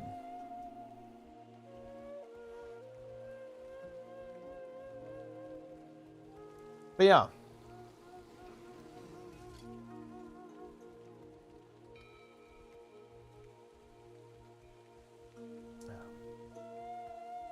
Was it because of Solar? I think it's unfair to blame Solar for this because I think that it was more the direction. Well, you know, the players kind of... No, it's not really because of Solar. This would have happened even if it wasn't Solar because, of course, like, this continued to happen after Solar had left the company, right? Like, they kept adding more and more boon support builds for PvE. Basically, the game has been balanced around PvE and not PvP or World versus World. And they've had to kind of try to wrangle the changes to make them work in World versus World. This is the difference, right? Like, there's a big difference between making a change with World versus World in mind and making a change with PvE in mind, and then the skills team needs to, like, salvage it to make it somehow workable in World versus World and PvP. And that's basically what's been happening. If they made boons less accessible and longer CD, do you think fights have become slower and Zergs will just wait to engage in a boon ball? Well, this is kind of how it was in in HOT. In HOT, you didn't have like the same degree of boon spam, but you also didn't really have corrupt spam either, right? Like if you look at if you think about the meta in HOT, right? People were running like Celestial Reaper, double Core Guard, Herald was being played as well, and like support Temets. You still had like giga boon uptime there. It's just that outside of your big well spike, you didn't really have that much boon removal. Not that much, right? Like you did have other abilities, obviously, like Necromancer had a bunch of like boon removal skills that you could use, like Greatsword, for example, right? And obviously you had like Scepter, right? And you could be doing that, all this kind of crazy stuff, you know. But it wasn't really as much. So yeah, like you weren't able to like ping pong the boons nearly as much as you can now. Is it time for another balance manifesto? Not sure if they stuck with the last one. I mean, I don't particularly enjoy this topic, if I'm being entirely honest, guys, because I don't really know what to say on this topic. I just don't really see a lot of change happening in Guild Wars 2. I think it's pretty unlikely that the game is going to change significantly. Like this is Guild Wars 2's final form, essentially. Like where we're at right now is the final form of the game. Yeah, the final evolution, guys. Okay, like we're the last step in the Pokemon, you know. We're the most evolved Pokemon version.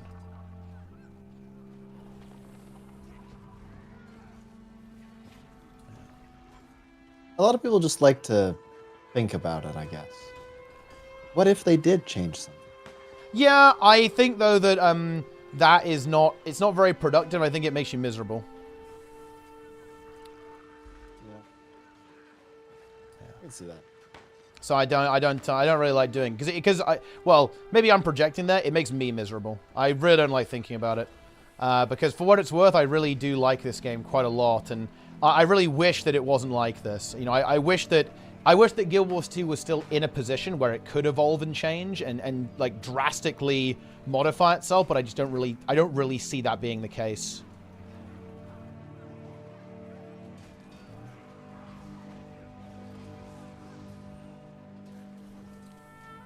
That's just how it goes. What do you think of PvP or PvE exclusive weapons, traits, and skills? And they basically have that, right? Like they like removed most quickness and alacrity from PvP and World vs. World. That's pretty much what happened. Yeah. It all makes sense now. It's weird.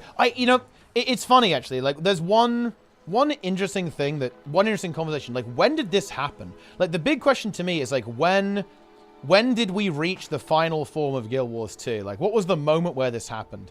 I'm not entirely sure. I actually kind of think it was, I think it was Soto, actually. That was, like, the final evolution point with, like, the new model. Or maybe it was EOD. It's quite hard to say. Crab Toss release.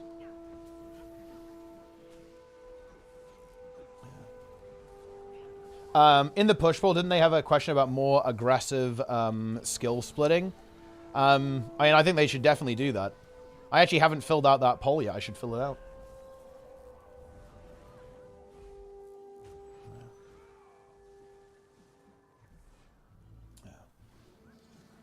Incredible. All right, I'm out of here for now. I'm going to go eat lunch. Yep, see ya. Bye.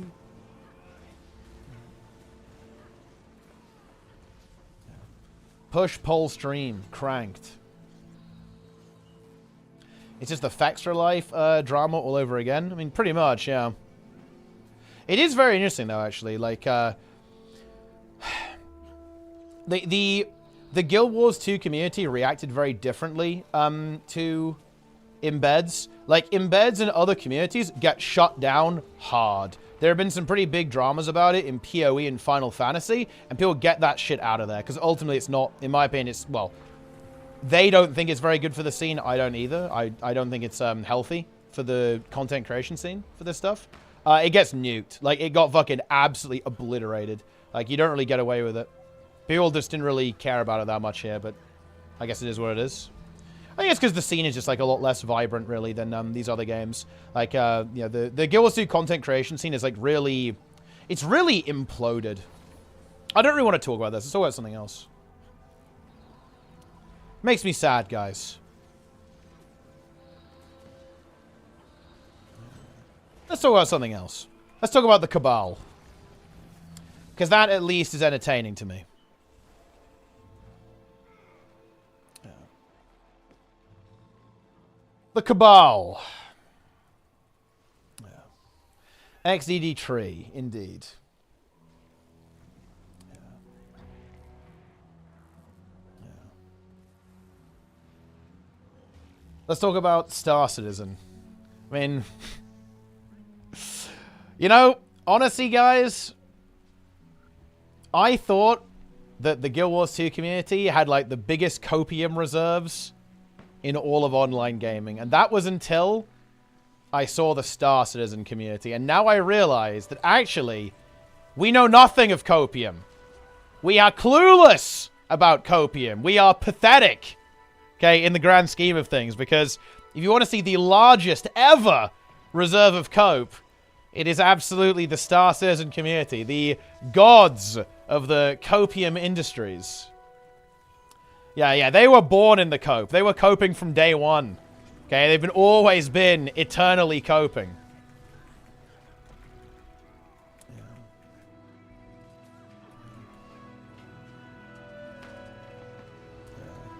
Molded, they were molded by the cope, yes. Entirely molded by the copium.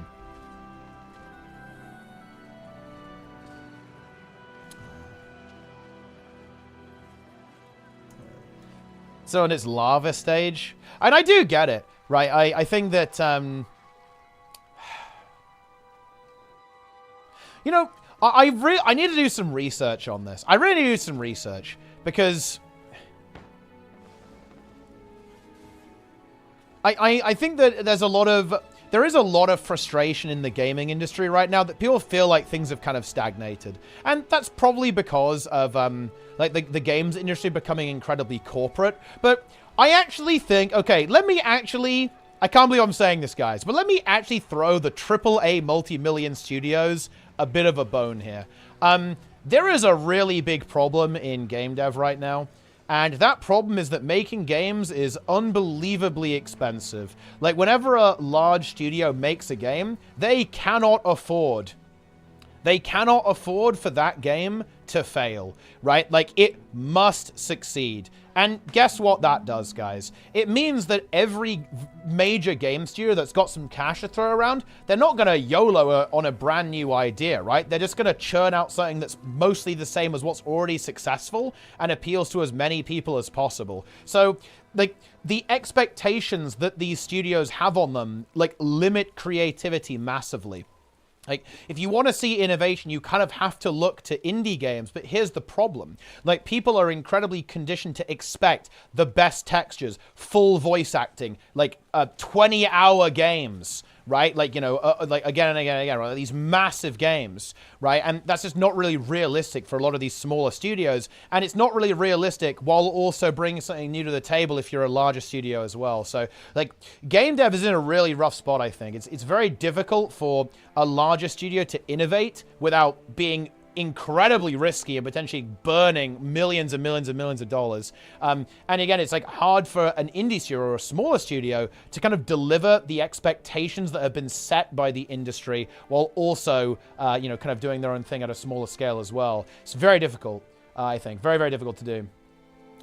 Studios made those expectations themselves. They made the standards themselves. Kind of, yeah. I mean, I don't think it's entirely fair to say that, though. I think it's a bit of a feedback loop. People are maybe a little bit overly obsessed with graphics, right? Like, oh, yeah, you know, it's all got to be, like, mega high fidelity, ultra billion K resolution, insane polygon counts on every model. You've got to be able to, like, look at the tiny eye details on every character model. People do kind of like this stuff at the same time. It is a problem. I do think that there are some issues with the industry that are very difficult. And this is why people believe in these projects like Star Citizen. It's why people believe in these games, because people want something new. And I think that's kind of scarce in the modern day game industry. There really isn't that much new going on there. Especially in certain genres, especially in MMOs, right? Like, you know, like MMOs are very stale. Like online games, I think, are very, very stale right now. Like, I think there is more innovation and freshness in single-player experiences or co-op experiences. I think a really good example of that is, you know, look at something like Baldur's Gate 3. Like, incredibly successful game that is, like, absolutely kind of pushing the boundaries of quality while still delivering, you know, a different experience to a lot of things that are on the market, right? But, like, multiplayer games, especially live service games, are fucked. Like, I do think that we should narrow this down a little bit, because there are some like banger single player games out there, right? Like absolutely banger single player and co-op games, but live service games in particular, like online persistent games, are really hard, and they are kind of boring right now. They are kind of stagnant, which is, it's less than ideal, let's be honest. It's not good. How does this benefit the shareholders? I think that's a slightly unfair characterization, right? It's more like, how do we make a profit on this? And that is a very real concern if you're, you know, okay. Let's say, it's hard, the numbers here are crazy, right? So it's kind of like hard to describe, but, you know, if you or I took like a gamble, you know, for $50. Like, that's not, you know, if you lose that, you're not going to be happy about it, but it's like, whatever. But if you crank that number up to, let's wager $50,000, all of a sudden you're going to go, well, hang on a minute. I'm not sure how risky I want to play this, right? Like, if you're messing around with $50, okay, you know, we can get a little wild, right? You know, we can put it all on red. We can have some fun. But if you're dealing with 50K, then, I don't think you're going to be so willing to take risks with your $50,000. And it's kind of the same thing here, right? With the games industries, right? Like, they're dealing with like hundreds of millions. You're probably going to be a little bit less likely to want to gamble and take some risks if you're dealing with that level of money. Yeah.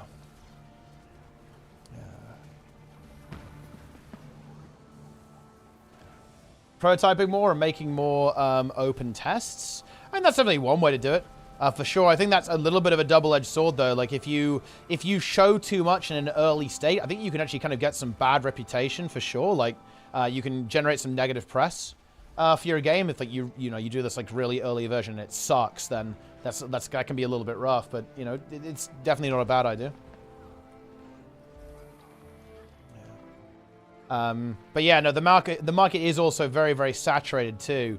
And there is also definitely a weird thing going on that, like, players are very sticky, right? This is especially true in live service games, I think, is that people have been playing these games for years. Like, convincing people to quit their current live service game and move to another one is really, really hard, right? I think that's, like, very, very difficult to do that. Like, you know, think about, like, how difficult it would be to actually get people to, let's say, move away from World of Warcraft or Guild Wars 2. I think very hard, actually. Like, people are very attached to these games for good reason.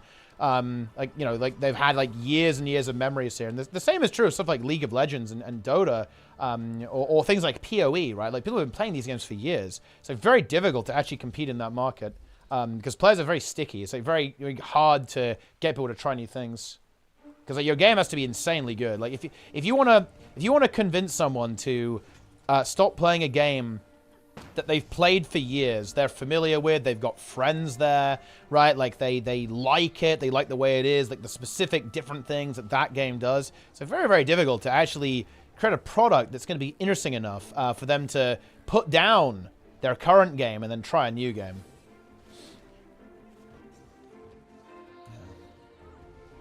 And the problem is, you could say, well, what about new players, right? Well, here's the thing. Like, new players are going to be attracted to the most alive game, right? And the most alive games have been running for a long time. You know, like, you know, that's the other issue that you run into there. Like, if you're a new player, you don't want to go and play some game that's got like 500 live users. You've got a queue for like 10 minutes to get into a game of whatever's going on there. You want to be playing the game that's alive. So that leads to a lot of people going, even like new players, ending up kind of picking up older titles because those games are already stable. They already exist. Again, if you look at the MMOs that do well right now, like RuneScape and WoW and Guild Wars and Final Fantasy, they're all old, very old. They're very established, right? They're very established, very old games that are already highly populated. Don't have to deal with any kind of instability issues. Yeah. Interesting stuff.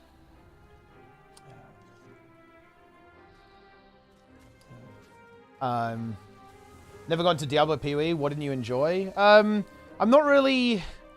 That type of game doesn't really appeal to me, to be honest. Isometric view is okay. Not really my thing, I guess. And also, they're basically solo games, right? A lot of the time. Like, you don't really... I think, you know, whenever I see people playing Diablo, it's kind of like a solo experience with like an economy element. That's my understanding of it, right? Like, a big part of your interaction with other players in PoE is like trading and stuff like that, and interacting with the economic aspects of the game. That's not really something I'm particularly interested in my opinion. I like games where you have like where they're either competitive, like you compete with other players, or cooperative, you work with other players. I think that is an element that is kind of less so in these ARPG-style experiences compared to MMO-style experiences.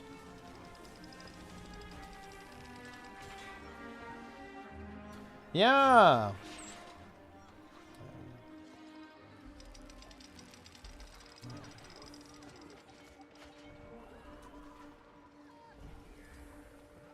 I could get along with like a seasonal. I think I could get along with like seasonal games though. Like for example, stuff like Season of Discovery in WoW was I think really exciting to me. And actually, like Angels was saying that they should make New World a seasonal style game, and I actually kind of agree with them. That would be kind of interesting if they had like seasonal servers for New World. That'd be kind of cool, I think. I am trying New World though. Look, I'm open-minded, guys. I'm trying New World, a game that burnt me so bad. I'm traumatized by it forever. I'm giving it another go. You know what? Like, it's not. It definitely has its issues. I've been reading the subreddit a lot and kind of doing some research on how the endgames system work. Like, it's very interesting. I would really want to know what the New World devs think New World is. And what I mean by that is that when I'm playing New World, I feel like I'm playing a single-player RPG. Like, where the effort has gone, since I quit the game, I quit the game very shortly after launch because it wasn't very good. But after the game launched, all of their effort has basically gone into the single-player experience, if that makes any sense. Like, they made the story, like, voice-acted and shit. They added a bunch, like, way more missions and stuff like that. Like, you know, they've made it, like, more immersive, like, all the dialogue and shit, all the characters, right? Like, blah, blah, blah, blah, blah, blah. And that's where all the effort was. There's loads of, like, really high-effort lore cutscenes have been added to the game, right? Like, they've added way more complicated, like, story missions and stuff, and, like, solo trials, like boss battles that are integrated into the story and you can like replay them for rewards. Like, all of the effort has gone into the single player experience. I would be just so interested to ask the devs, like, if they view it as an MMO primarily, or if they view it as something else, right? Like, if it's more of an action RPG, kind of co-op. I don't even know how to describe it, right? Because it doesn't feel like an MMO to me. Very real. Well, it doesn't. Like, because you actually see people out in the world a lot. Like, I'm on one of the fresh servers, and you see people all the time. There's like people doing quests and people like running around and like gathering stuff. They're everywhere, right? There's like loads of players there, but like, it's very clear where their design effort went. Like, all of their development effort, it went into the single-player experience. It didn't go into the multiplayer experience. Because the multiplayer experience is still scuffed as fuck, especially at endgame. There's a lot of like very major issues with it. I think it's really, really strange.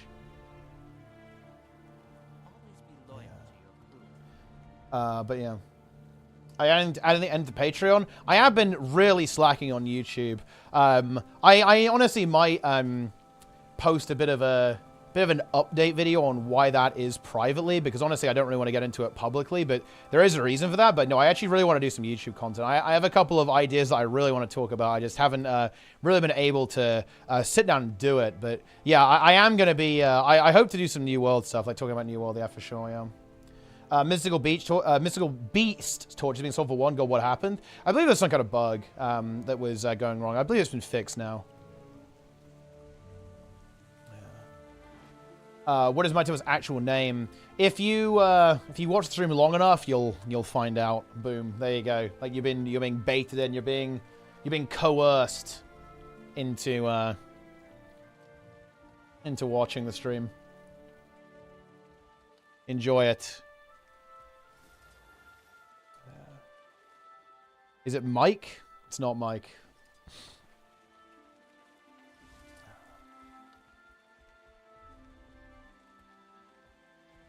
Yeah, I don't know.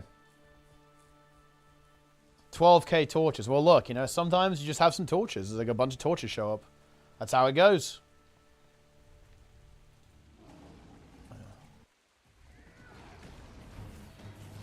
Grand Warlord of the Guild Wars 2 Cabal. That is, in fact, the case. I am the Grand Warlord of the Guild Wars 2 Cabal. True story. Would you ever contemplate the physical version of Magic the Gathering? Nah, I'm not really one for card games. I'm not a card game enjoyer. Nothing wrong with a good card game, of course, but it's not really a genre that I have any particular interest in.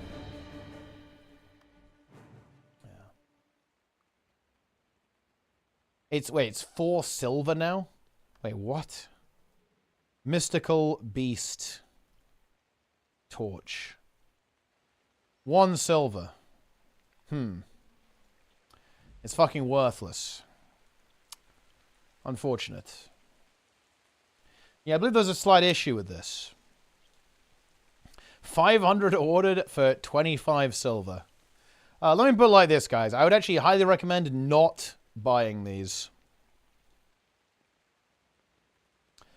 I'm gonna be real. I wouldn't do that.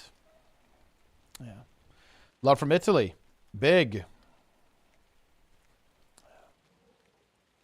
Magic the Greening. Well, I mean, you know, it's funny. Like, card games, I think, have always been a little bit weird, in my opinion, because they're essentially just, like, real-life loot boxes, right?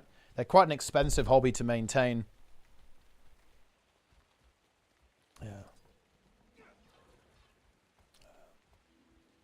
I'm long enough to 2 months to buy that thing. I'd recommend not doing that.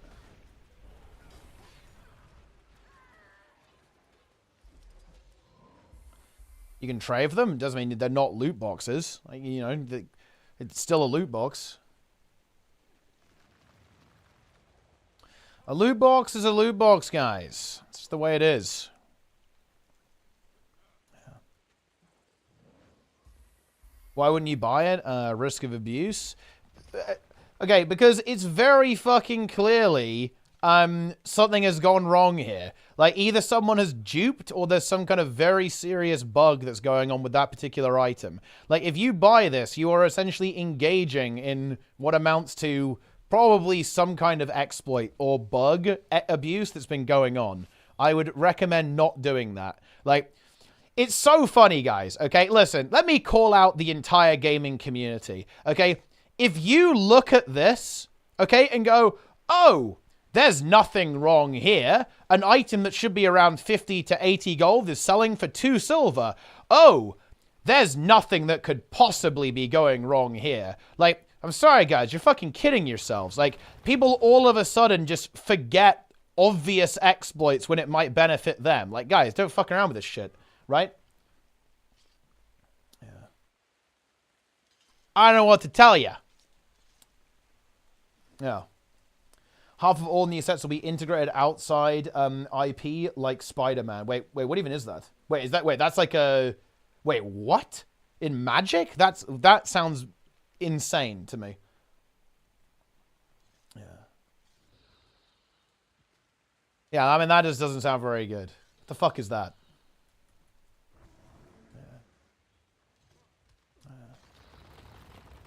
Yeah, I wouldn't do it, guys. Listen. Okay, gamers. Exploits are not hard to spot. If you involve yourself in one, I don't know what to tell you. Okay? You're being a bit of a naughty boy, alright? Yeah. The release calendar. Aether Drift? What the fuck is this? Wait, what? This is unhinged. That's crazy, actually. Wait, what is the motive for this?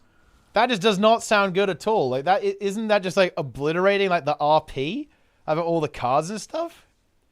I mean, that is fucking cursed, bro. Holy shit. Yeah. Continue to remember, Crip getting banned. Yeah. I mean, look, if you exploit, you know what you're doing. Don't try and deny it, guys, okay? If you get involved with, like, exploited or duped items, come on, let's not mess around. You know what you're doing. Don't play innocent. Yeah. Looks like someone collected a bunch of those and decided to give them away. Not bug abuse. Yeah, no. That isn't how that works. That isn't what that looks like, okay? This item, if we look at the mystical... Oh my god, dude. I'm actually getting triggered. Holy shit. Like, these items are like 70 to 80 gold. There is absolutely no shot that someone was able to get 11,800 of these and was like, yeah, you know what? I'm going to give them away. No. Yeah, it's also very clearly not the same person. Because, like, some of them are 1 gold. Some of them are like 48 silver.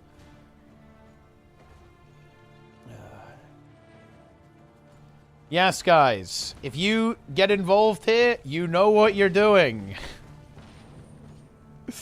You know what you're doing. Do not deny it, because you definitely do.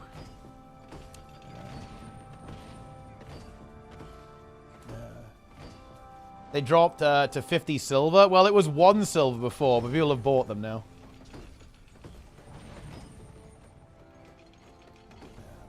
Do you watch much TV? Not that much, no. I'm not a big TV watcher.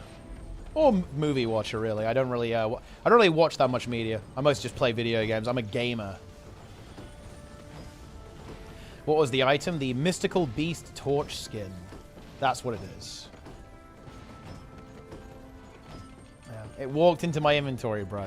Yeah, somehow I don't think so. It's not going to hold up in a court of law. Skins, skins, skins, skins? Yeah, maybe.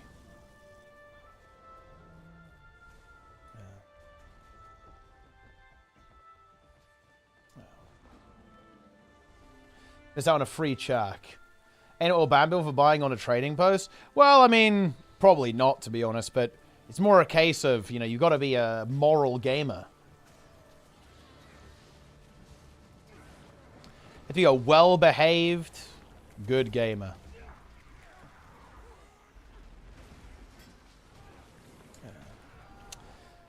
Yeah. No, we haven't, Provo. Well, that's technically not true, actually. There was a very funny debate that I was involved in a long time ago. Like a tough customer. Here we go. Why is the torch skin so cheap? It's kind of unknown right now, but there's probably either some kind of duping exploit or some kind of bug.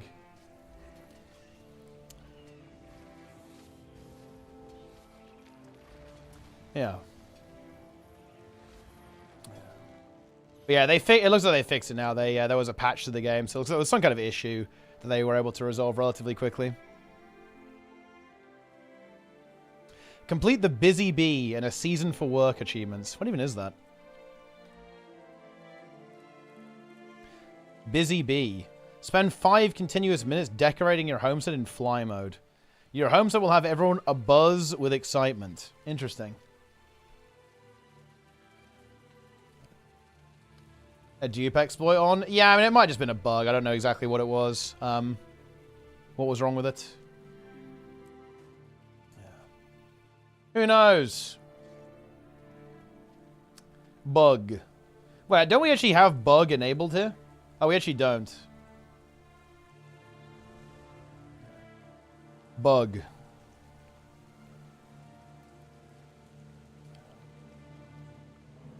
No, the thing is, bug is a real emote, guys. The emote actually exists. It's just that we don't have it enabled here. Oh, that reminds me, we do need to do the emote stream. We need to do the emote stream. Ta? Nah, Ta, it does not exist, guys. Wait, what the fuck is this shit, Vivi? Vivaloo 1 XD Tree 2. What the hell is this shit? Why would you even add this emote? This emote is such dog shit. It's like the worst possible XD Tree emote. Why is he wearing a hat? It's incredibly distorted. Yeah, like here's bug. Look, here's bug. Like bug is like a real thing. You can see here, right? Bug. There you go. Bug. It's a picture of Rated. It's a picture of Rated when he just didn't appear for keys yesterday whatsoever. He depleted every key we had.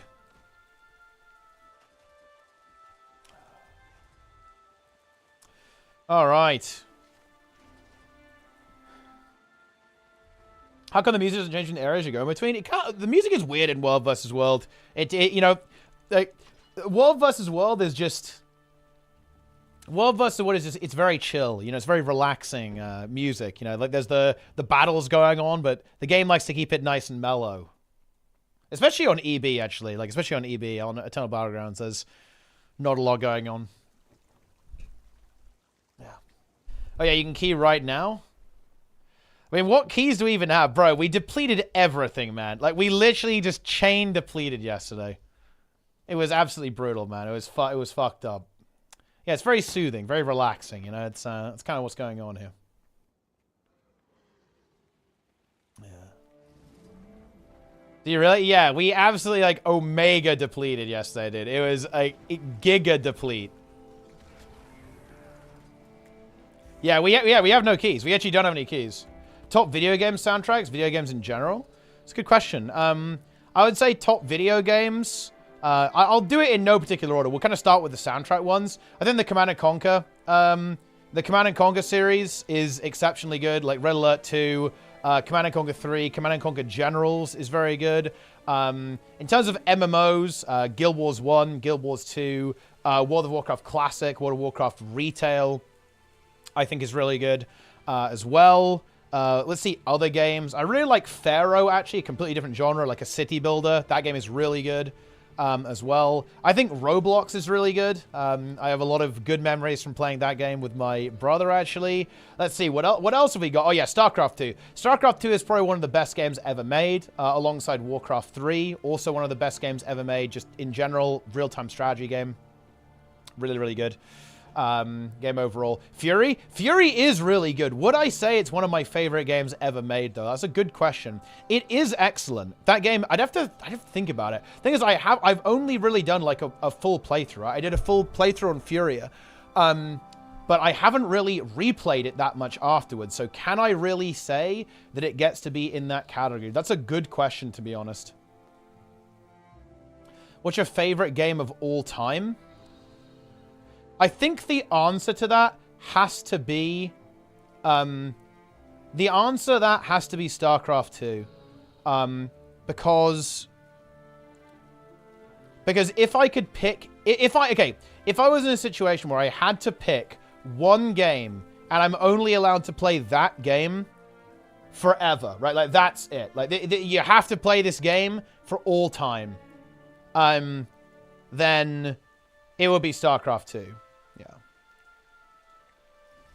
How close is Yuri's Revenge to SE2? I think not very close, because StarCraft 2 is simply a much better game in terms of the comparative element, the 1v1. Like Red Alert 2 is just pure magic for its absurdity, and like the music is incredible in that game, and just like the theme is amazing. Like the world is insane in Red Alert and Command & Conquer in general, but in terms of gameplay, like the StarCraft 2 is way better. StarCraft 2 is probably the best RTS overall in terms of its gameplay. It's a little bit scuffed right now. Like it kind of suffered from the same thing that a lot of games have, like power creep. Basically, it's been power crept a lot. with the expansions. That's pretty negative, I think. Like, if you look at how powerful like harassment options are and how much AoE there is in the game, it's pretty unhealthy compared to how it used to be, but it's still pretty much like the best RTS in terms of its gameplay. Nerdslayer meltdown drama over his SET video. I actually didn't know. I don't know what happened. I did hear some like rumblings about it, but I didn't really. I watched his video, of course, and I think he made some interesting claims like regarding the popularity of well, it's kind of interesting. Okay, it is very true that StarCraft 2 never really caught on in Korea.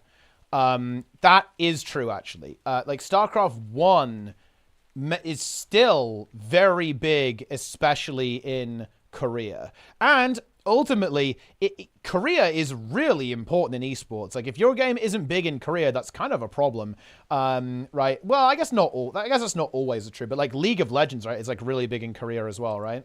And like StarCraft 2 didn't really catch on nearly as much as StarCraft 1 did. In that situation, for sure. SE2 is a dead game and people shout at him. I think the thing is with like using the term like dead game is that means a lot of different things to different people. Like, in terms of, is it a dead game in terms of development? Absolutely. Like, Blizzard is like completely left that game to rot, and they didn't do a particularly good job of managing it, I think, historically. So is it a dead game in that sense? Yes. Is it dead in the sense that nobody plays it? Then absolutely not. And I don't think when Nerdslayer says dead game, I don't think he means that nobody plays it. Like, for example, he recently made a video about Guild Wars 1 being a dead game. People still play Guild Wars 1 to this day, right? People do speedruns in Guild Wars 1. Like, is it a dead game? It's honestly kind of hard to say. I mean, like, in some ways yes, in some ways no, obviously, but I don't know. Yeah. Incredible. Does SC1 still hold it competitively? I mean, it's SC1 is like, Brood War hasn't really changed that much, right? Like, they didn't really do a lot of balance patches to the game. It was basically just changes to map design is how they handle balance in that game. So yeah, it pretty much holds up a lot. Like, StarCraft 2 is a very different game. It's actually a really interesting thing about. There's a really interesting thing that's going on here. StarCraft 2 is weird, and it's weird because the game is very smooth, and because of how.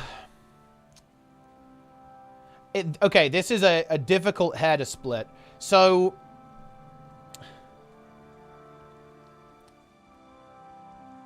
in StarCraft 2, there are certain things that the game does for you.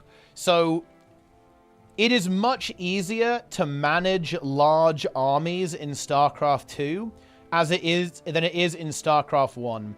What does this mean? What it means is that because StarCraft 2 is a more streamlined and optimized game than StarCraft 1, it means that strategy or composition becomes way more important than like raw mechanics. Like, in StarCraft 1, you can basically have like a scuffed army comp and you can probably still win just by like massively out-controlling your opponent.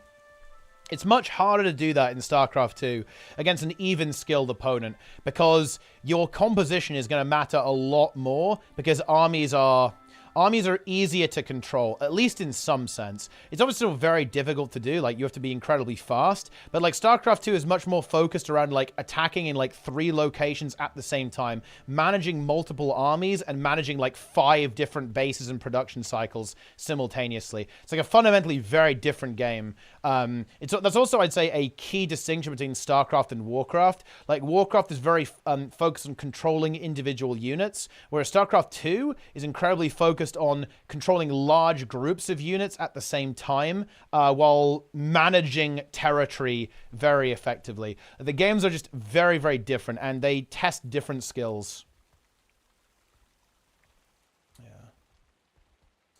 Yeah. The drama is entirely based on constant replies. It's nothing to do with the SC2, as the Titanfall community also got mad. Interesting. Wait, what's Titanfall got to do with that? Yeah. I only 1 or 2 base all in. I know what you're talking about. Well, that's kind of what I mean, though, right? Is that, like, the game is very, very different with how it operates, right? Like, you can... StarCraft 2, especially in 1v1 best of ones, like, you can kind of, like, auto-win against your opponent pretty easily if you just kind of catch them off guard.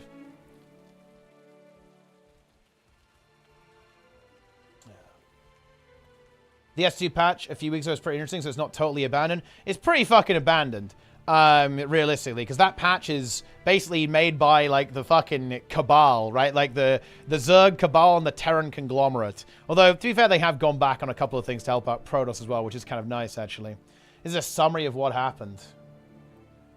Death of a channel. The complete meltdown of Nerdslayer Studios. What the fuck is this? Well, I mean, honestly, guys, I'm not sure if I really want to get involved in this drama, but I guess I can watch this at some point later. Yeah. Incredible. I see that Nerdslayer has indeed responded to this as well.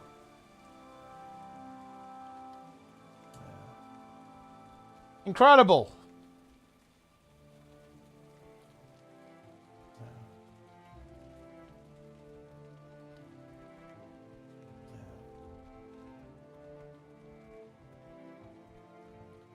React now.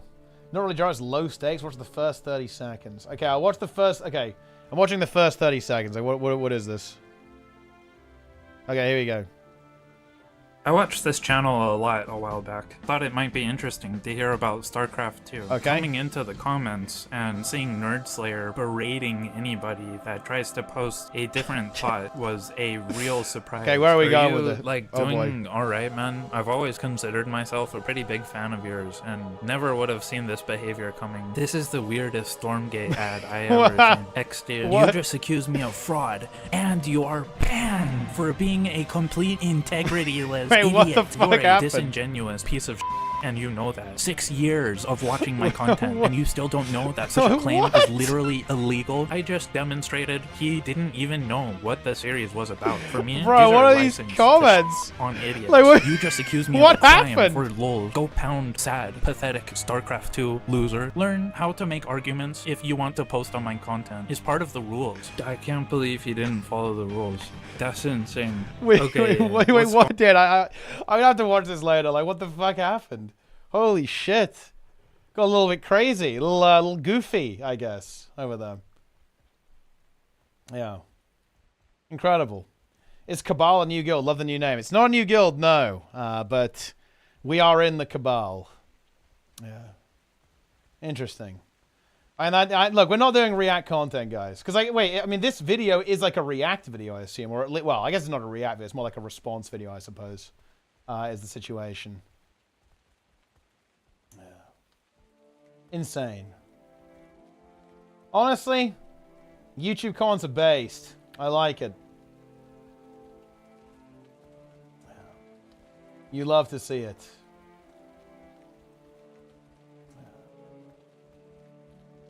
Yeah. Honestly, it is what it is. Yeah. You went on a rampage. React content. I don't like React content. No matter how many viewers I have or will have, I won't do React content. React content is garbage. I don't view it as content that I would like to make. It's not interesting. Not really my thing.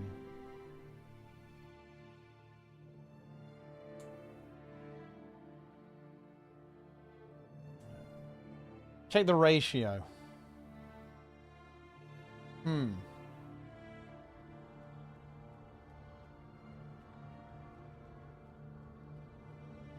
What is this?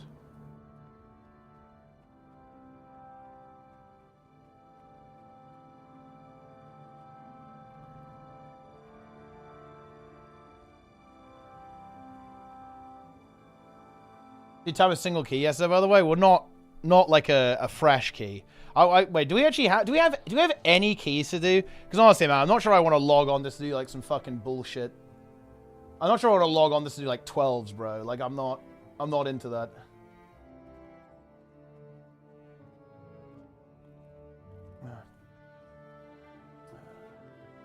Really love you and Shogun. How you did? Trying to have time to stream. Oh, look. Apparently, I haven't seen that show, but apparently, I look like one of the actors. Honestly, that's probably a good mark for me. I feel like, you know, that's probably good because like people on TV, they're usually looking pretty good, guys.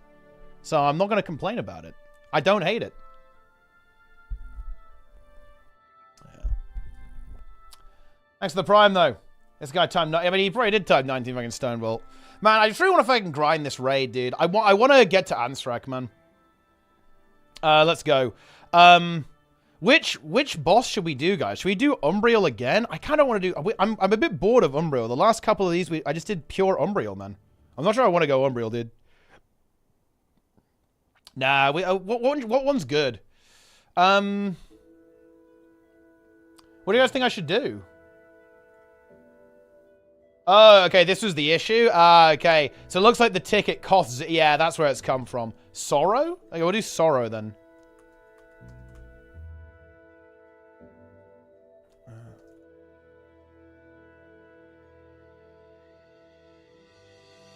Okay, nice.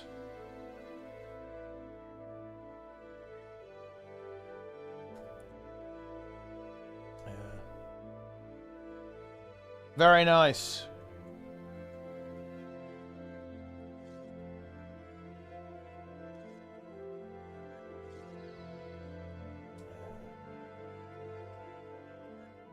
Alright, get in here. Let's go.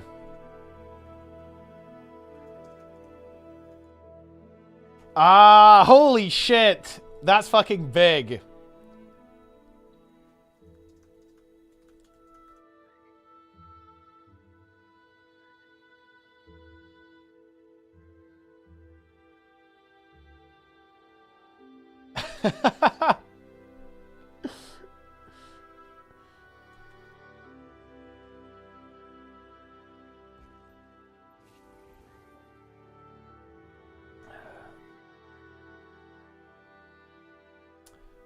Tink tink poof. I guess the pro. That's a good one.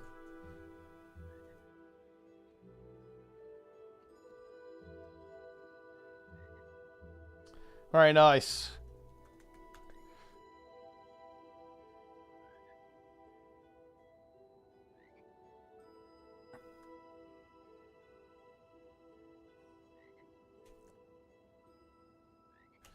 Very nice.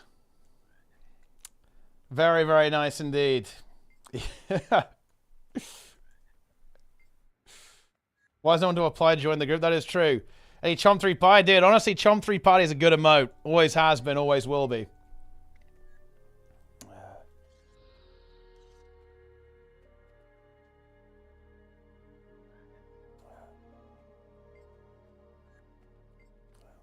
I am not a condition. I am not an embedded viewer. I mean, that's true. Like, Trig is not known for being a condition.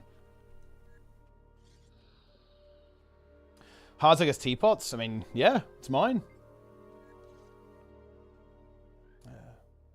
Ah, yeah, come and embed, guys. Come and embed yourself into this group.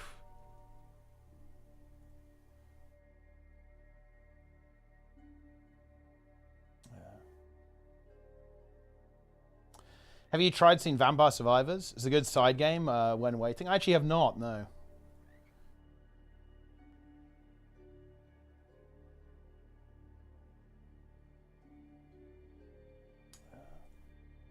We're doing convergences? Yes, I'm converging. We're doing Sorrow CM. And he said group roles? I mean, just fucking YOLO it, bro. That's just the way it is. Dude, why is nobody joining? What's happened? Is this game dead? Does no one want to do Sorrow? I guess people want to do Umbriel rather than Sorrow, huh? And see your group? Well, you might be on NA. It's on EU. Yeah. Alright, I'm opening it. I'm opening the convergence. I'm converging. Wait, this is Stripe missions. This is the wrong one. I had to change maps for it to let me join? Wait, really? Wait. I did update the game. Right? Yeah, no, I definitely did. I absolutely did. It can't be that. I did too. There was a second. Oh, wait, there was another patch? And a patch again? Hold for Dragon's End, please. Magikarp's in the ocean. Well, I mean, look, you know, don't worry, you got some time. We gotta get this going here. I mean, I'm pretty sure I don't need to restart again. But maybe I do, I don't know. Yeah. Do you believe the legendary get made in 3 days? Say Frostfang? I mean, if you play a lot, then probably. It depends if you've got all the time gated stuff. There's like some things that you won't be able to do realistically because there's like an element of time gating, obviously, right? To some materials and stuff, but probably. All right, I'm opening. Here we go. We're in.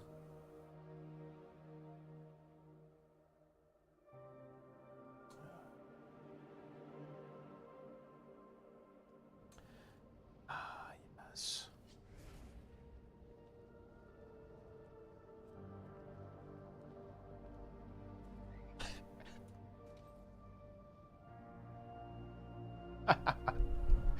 Do you restart 2 times? Was a patch 1 hour ago, like one hour ago? I don't know. I mean, I think it's fine though. People are getting in. There's 28 people here. People don't want to converge, man. People are not feeling the convergences.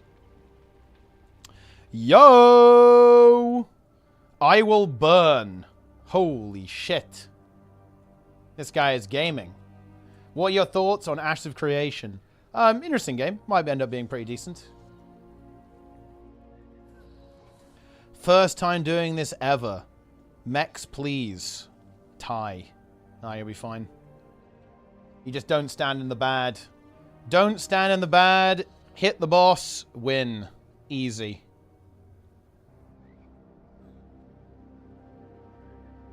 Very simple. I'm going to have Reformed in my group, I think. Reformed. Awesomeness. ArenaNet leader is Reformed. Or is he? How can we tell? How can we tell if Awesomeness is really Reformed, guys? Can we really know that? Can we know that for sure? I'm not sure that we can. I'm really not. Magrust here as well, of course. Playing Dragon Hunter currently. Dragon Hunter player, as you can see. This is actually a dragon minion. This is actually a trap. You can see that mobile trap moving around.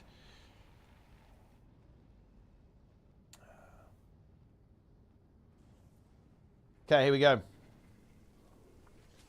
Log in.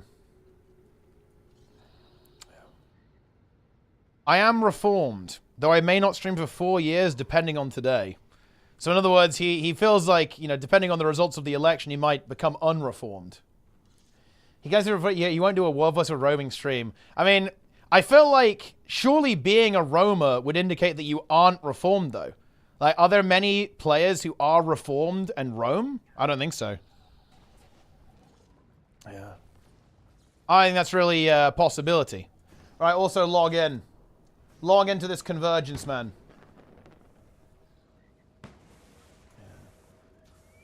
Not many of you will know this, but I hunt dragons in real life too. Scalies fear me.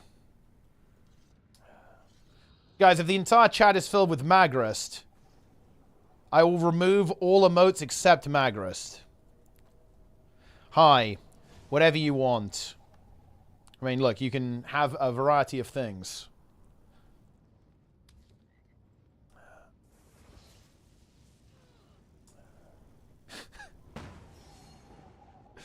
The chat is currently in Magrust mode. What can I say?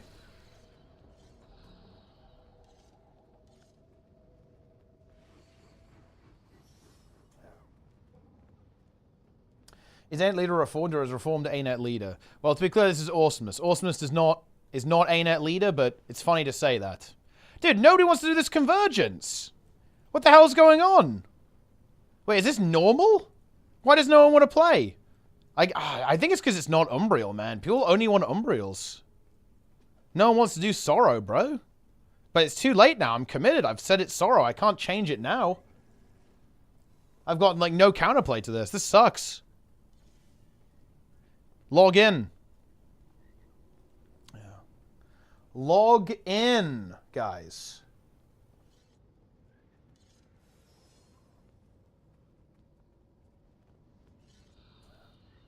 Not enough convergers? No, there are not enough convergers.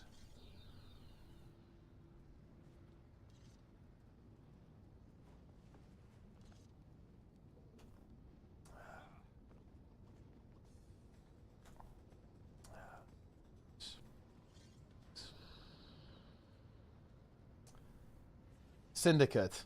Maybe we're actually the Syndicate. Maybe I'm the leader of the Hardstuck Syndicate or something. That's also a possibility.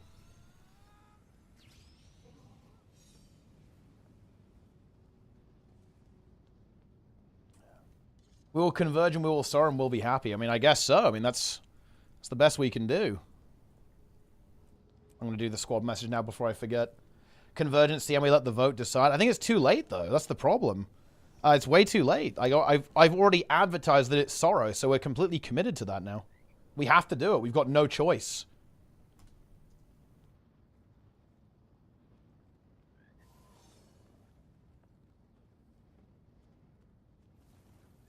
Let's go 2, 3.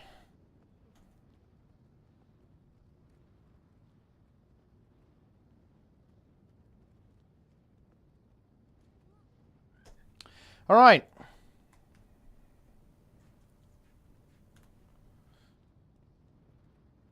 Okay, I'm actually not gonna. I'm not gonna put Zoja.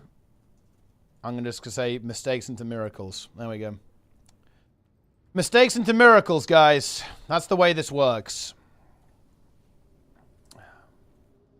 The vote has been stopped. We have stopped the count. There will be no voting. There is no vote.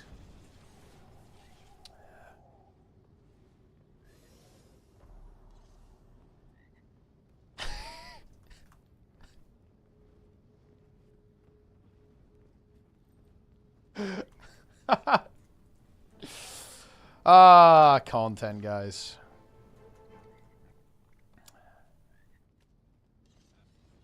There's a miracles emote. You seen the miracles emote in Melis chat? I have not.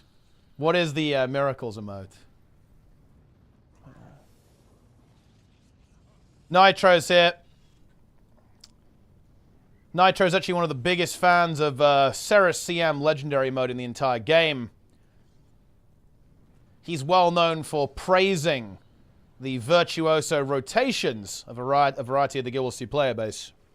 There are, honestly, like, this is crazy stuff, guys. This is really wild stuff. There are some amazing players out there right now. Like, so many just great players clearing LCM. Great virtuoso rotations. Very good. Very impressive, obviously. Same thing with all the heralds as well. Like, some really great stuff out there. Big pumpers, right? Like, some real blasters out there, guys. It's pretty crazy stuff. Very high DPS. Very consistent DPS as well.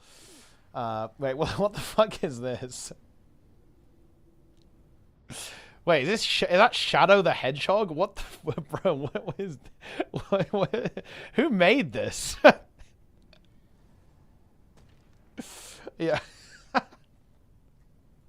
Why would anyone make this, guys? What's wrong with you? Okay, like, you know, whoever did this, you've got a problem. Yeah. Ah, yeah, you guys enjoy that? You like that shit? Yeah. All right, we're nearly there. 7 more gamers. Log in.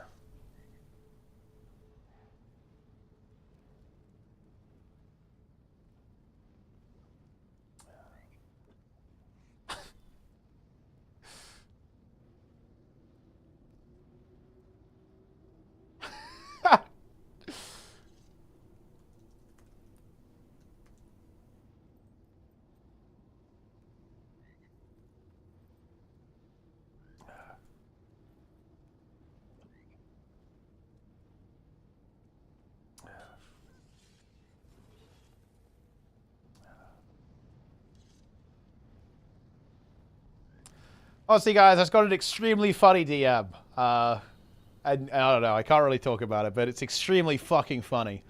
Yeah.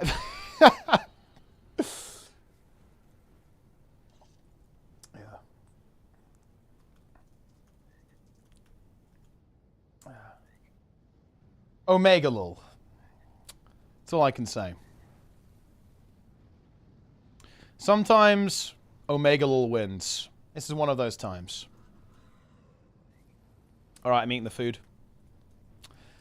High DPS DH just joined. I mean, well, what's wrong with that? Do you have a problem with that, Margaret? Do you think that's in any way suspicious? High DPS DH? Man, it's very quiet, isn't it, before you start? It's a bit unnerving, guys. I'm a bit freaked out, I'm going to be honest. This is a bit fucked up. Wait, Van. Van is here. Van Darkholm.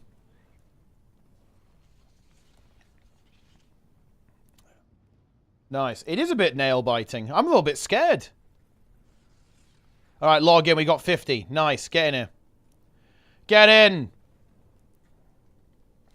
And we will do sorrow. Converge.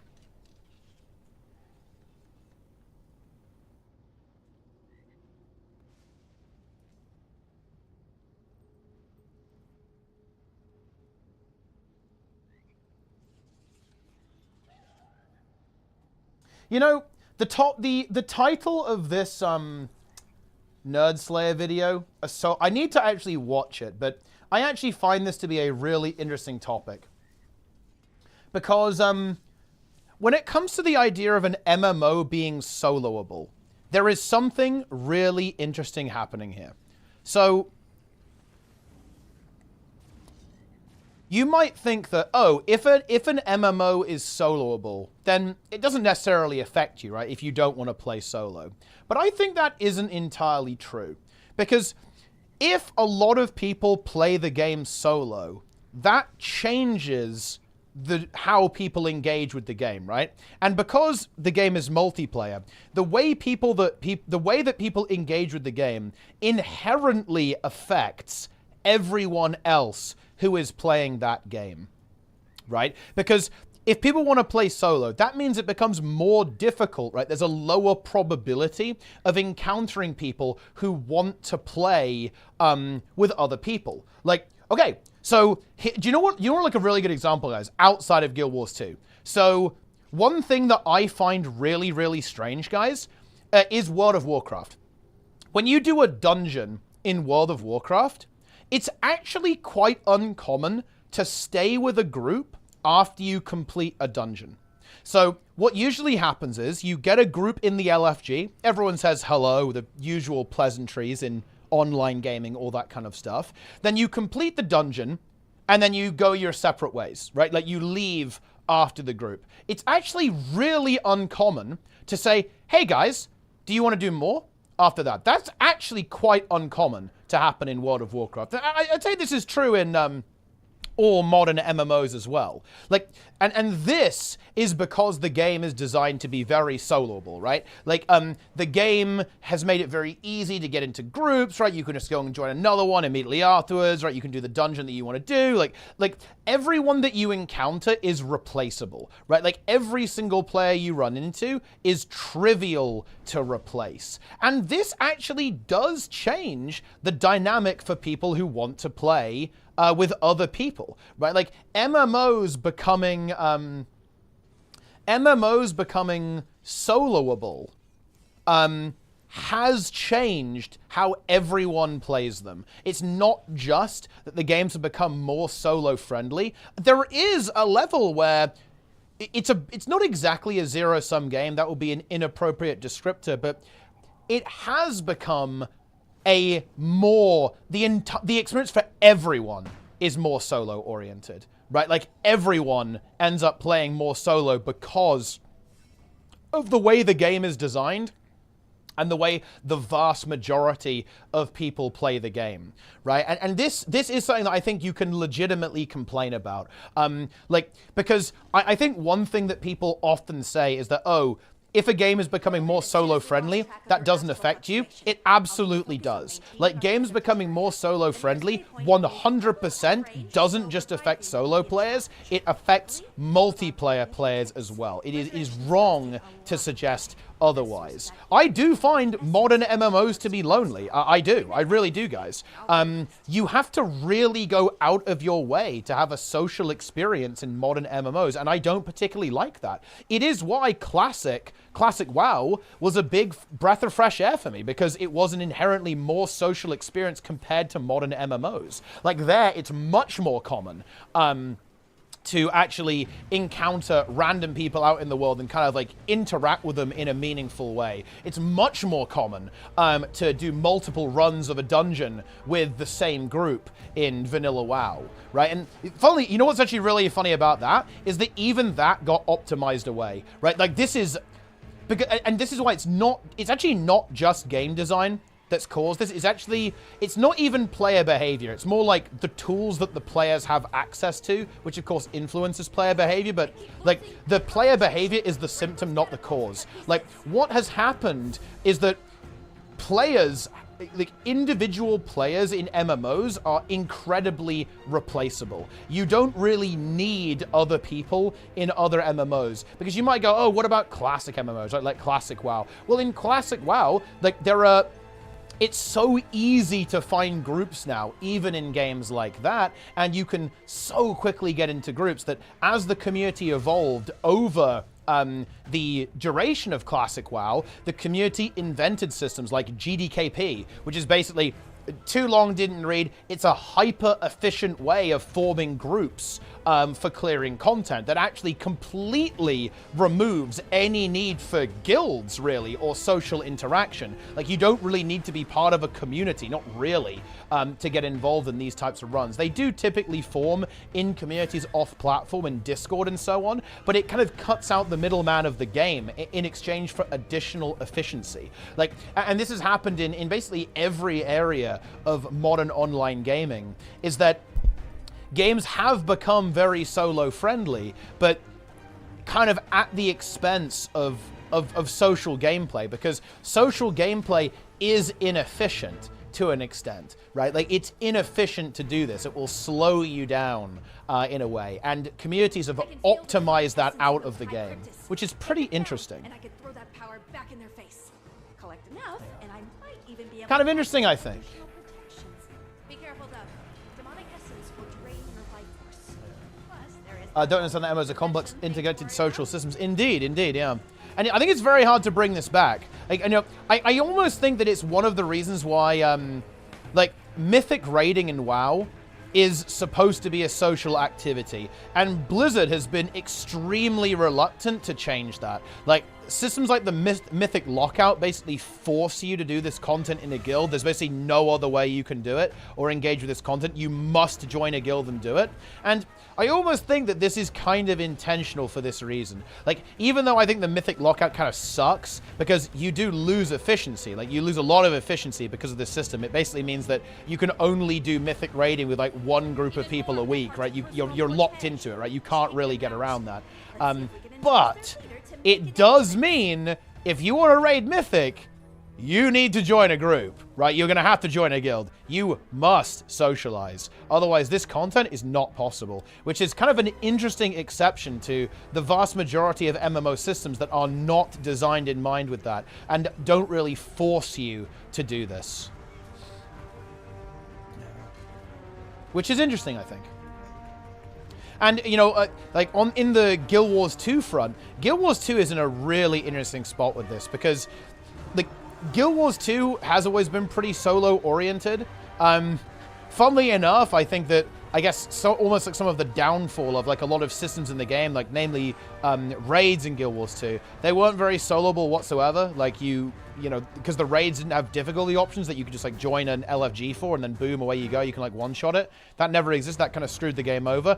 But on the other hand, it is worth noting that World versus World, despite being completely neglected, ignored, and made significantly worse by poor balancing over the history of the game, actually survived. And a big part of that was because of how social the game mode was. The game mode was very social. And it still is, but in a different way. Like the whole like world restructuring thing has kind of thrown a bit of a spanner in the works, I think, with like how communities form. And I think the community hasn't really adjusted to the new paradigm just yet, and it'll be very interesting to see like how that goes over time. But yeah, there's a reason why World versus World survived, and it was because it's social. Optimizing the fun out of the game comes in. Yeah, and it's a very hard problem to solve, I think. I don't really know how you actually fix it with I don't know how you actually fix it with game dev, because the problem is a lot of the factors that make MMOs soloable aren't actually even the game itself. I really think that the internet and the proliferation of guides has actually been one of the things that's like killed how social MMOs are, because you don't need to kind of brave a social scenario to learn how to play the game anymore. You can just have a guide for that. And this is not to say that guides are bad, by the way. I'm merely trying to say that this kind of paradigm in how gaming works, it's actually got some very interesting quirks and side effects that have some perhaps unpredictable effects, or effects that we didn't necessarily see coming, that are very hard to actually mitigate as well. Like, Guild Wars 2 is a very solo-oriented game, but so is every single online game right now. And part of that is just information. Like, there's so much information about all of these games that exist. And also, social systems in games are actually pretty mediocre.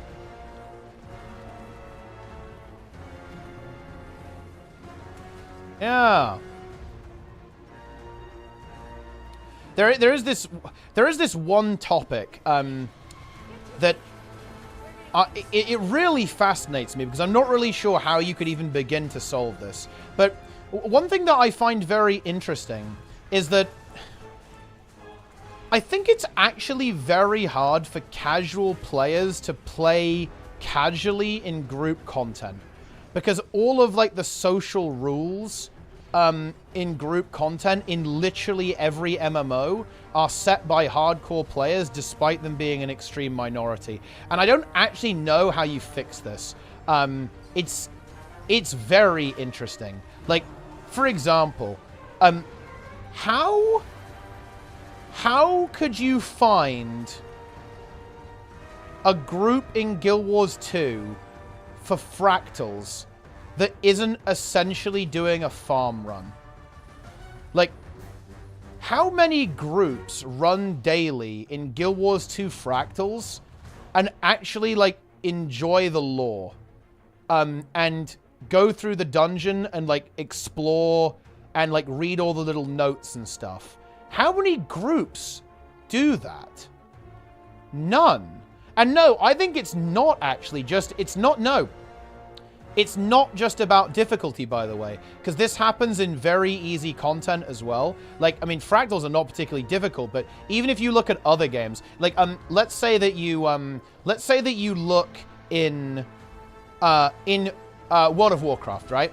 In World of Warcraft, if you join a normal dungeon, seriously guys, a normal dungeon, the tank will run through the dungeon, pull every single fucking mob, nuke it instantly, and basically, like, skip as much of the dungeon as possible to efficiently level. Like, that is how even normal mode dungeons work. Funnily enough, actually, this is kind of irrelevant, but maybe worth bringing up here.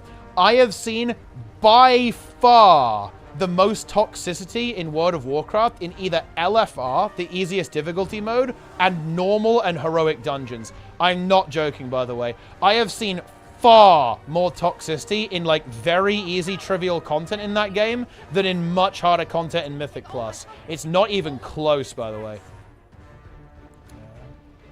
It is not even close.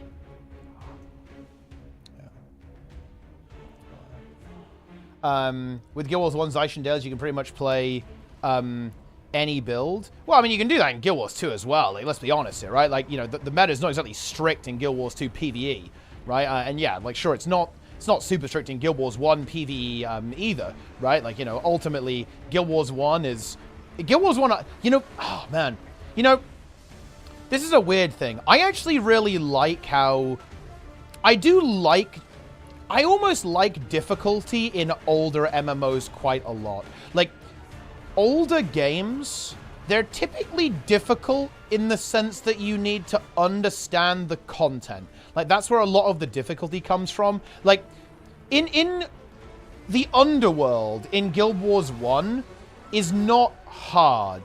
It's a series of knowledge checks. Like, let's think about, where are you gonna die, right, in Guild Wars 1, the Underworld? I think the real classic is the Horseman quest, right? But if you know what's coming, it's not hard. It's just not. Like, it really isn't. Like, if you're prepared, you know, you've got builds on your characters, like, you split up your groups appropriately, you know where the mobs are going to spawn, right? Like, all that kind of good stuff. It's not difficult, right? Like, even DOA, like, you know, Domain of Anguish is considered to be like but DOA isn't hard. Not really. You just need to understand how it works, right? You need to know what's going to happen, pretty much. And this actually is kind of an interesting form of difficulty, I think, that is, like, modern MMOs, you need to know what's happening, and you need to press your buttons well enough. And this actually causes a lot of division in the community, I think, in MMOs, because not everyone can learn what's happening and know what's coming, but not everyone is going to have an easy time pressing their buttons well enough. Like, when you see toxicity in games, a lot of the time, it's actually going to boil down to the fact that some people aren't pressing their buttons very well.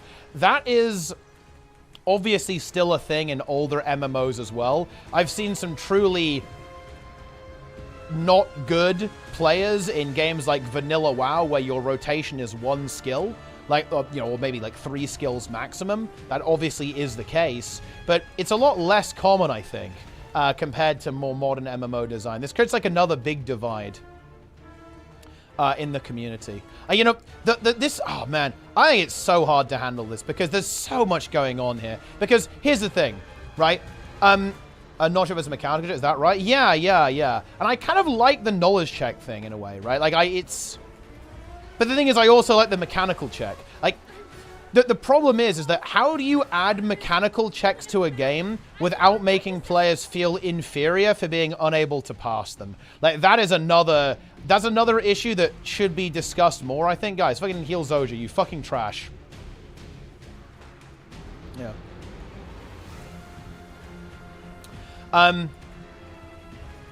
Because this is a thing in WoW. This is kind of the Asmongold take, right? Like, Asmongold doesn't like Mythic raiding existing, and he would make all raids basically normal mode instead of Mythic, because he doesn't really have the time or the inclination to finish Mythic, and he feels like he can't finish the game. He feels like he can't finish the game because he can't beat it on Mythic anymore because his circumstances have changed. And I actually think, no, this is not a lol W. This is actually a very serious point that you have to contend with. Because I think actually a lot of people have a degree of resentment towards higher difficulty content for this exact reason. Like, people feel like they can't complete the game because they can't beat it on the highest difficulty setting. It is a valid criticism because I would feel the same. I would have zero interest in playing World of Warcraft if I wasn't going to be capable of raiding Mythic. Like, I'm sorry, guys. That's just the way it is. Like, I would feel that way. If I couldn't do Mythic, I wouldn't want to play WoW. Because I can't beat the game. Like, I want to beat the game, and I wouldn't be able to beat the game. Right? Mythic is the final difficulty. It is beating the game. If you beat the game on Mythic, you beat WoW. That is the way it is. And if you can't do that, yeah, that actually is going to feel pretty bad. It means you can't finish the game. You can't beat it. Maybe you shouldn't be able to beat the game. I mean, it's another perspective, right? It's a good point, right? Like, it's a very interesting discussion, I think, to talk about. Full potato, Prime, nice. So, like, how do you do both of these things at the same time? Like, how do you simultaneously, like, make the game accessible for the casual player, right? He doesn't have a lot of time to invest in mechanical skill, while simultaneously making it interesting for players who are looking for... Dude, why are we right on the fucking Skyscale launcher, bro? Like, this is fucking cancer. We also need to heal Zoja. Guys, are you fucking trolling? What is this? Give the essence. It just seemed reasonably possible, unlikely. I don't even know. I don't know even how you do it. Because I think that, I still think that even if there weren't rewards for clearing the game on the highest difficulty setting, it would still cause friction. It would still cause tension, to be honest.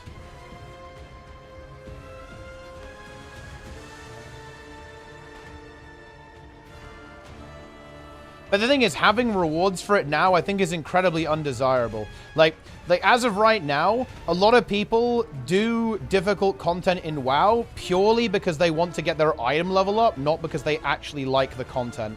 And that, to me, is just so strange. I find this to be an unbelievably weird state of affairs. Like, imagine... just realize the fact, guys, that a large portion of people who raid don't like raiding. But they feel like they really want the reward, and therefore they feel compelled to do it. That is remarkable, dude. Yeah. Very good. Yeah. You do the big guy on the left. Well, okay, I guess you do the big guy on the left then. The big guy on the left is what we can do. Don't have to play anymore. But no, that's... The thing is, Goric, no. That's every MMO. Like, don't put this on WoW. Put this on Guild Wars 2 as well. I think most people feel that way about Guild Wars 2 too. With regard to a lot of things. Like, I think a lot of people end up doing activities they don't particularly like. It's very weird to me. I don't entirely understand. I'm just kind of rambling at this point, but it's some weird shit, to be honest.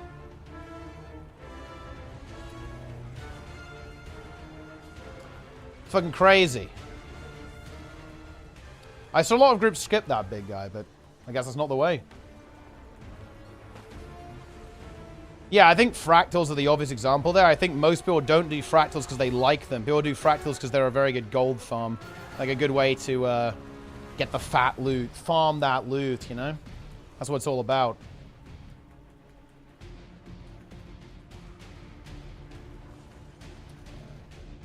Taking a break? No, it's not even that. That's a separate issue, really. It's not about taking a break. It's just that a lot of people do things they just don't like. Because they want to get the reward or something. Emra's daily fractals because they're fun. I mean, I kind of liked them. Like, the only time where I've ever done fractals, I quite like them. I did, like, speedruns every day of them. I don't think I've ever done fractals when fractals stopped being fun to me, I stopped playing them. I don't really find fractals fun now because they're kind of a joke, right? Like, they're just very easy. I don't find them engaging. Same thing with raids, right? I don't really raid anymore because raids in this game are just too easy. They're too easy for me. No, it's like a fucking ego moment, but it's just true. Like, I don't find any of the raid content in this game challenging. Fucking did it. Easy win. A few less of Eparch's grunts clawing at our feet. Hell yeah. Get back home.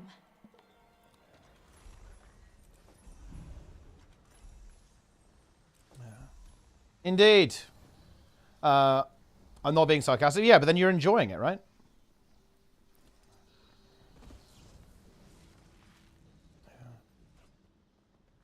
I'm saying that people do things they don't enjoy.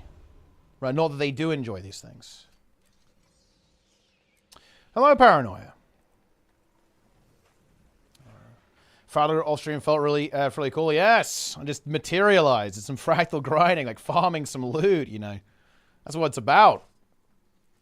I like playing on the Zero to Hero account, to be honest.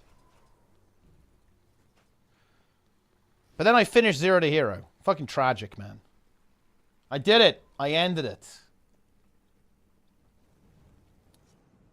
We got kicked off. It's over. I've been cleansed from the map.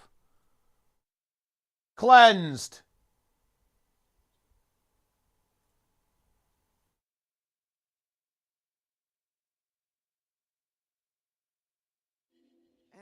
Strange occurrences are the new norm, especially since the end of the dragon cycle. Yes. Play other classes. It's time to be a minion monster. I mean, maybe. Delete Zero to Hero, Zero to Hero. You know, I was thinking maybe I could cook up a different account. But I don't know. Dude, the reward system in this game just is no good. I was thinking of maybe doing, like, maybe free-to-play is interesting, but free-to-play kind of sucks, man. You're so restricted. You can't do shit. You can't even, like, talk to people properly, can you? Like, free-to-play, you could do, like, solo self-found, but I don't think that's even that good. Like, solo self-found kind of sucks. It's just slow, right? You just have to, it's just, like, very, very slow. Rather than, like, challenging or something.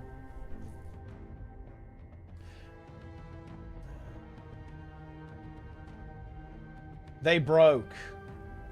Wait, what? Wait, that's still very expensive. I don't think this is them breaking. This is like giga expensive, no? We've been discussing this, another acquisition coming soon. Starting with the November 19th game update, there'll be a vendor at the Astro Ward Moon Camp that sells Woad arm boxes for 1 amalgamated Rift Essence and 15 gold each. It's still very expensive. Yeah. No longer World vs. World exclusive. Wait, didn't they already remove it from World vs. World?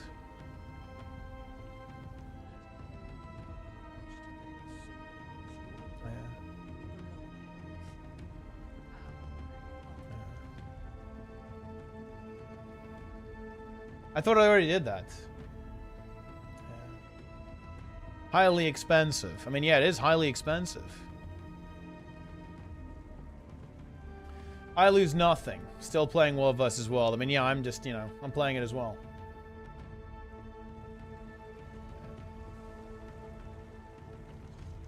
Then they added to a World vs. World vendor. Oh, okay. Yeah. I mean... you know, to be a little bit devil's advocate, I actually think that Guild Wars 2 is honestly a game where you could argue it doesn't make much sense to have exclusive rewards. I think the only foil to this is that why can't you get every reward from PvE in PvP in World versus World if that's the case, right? Like...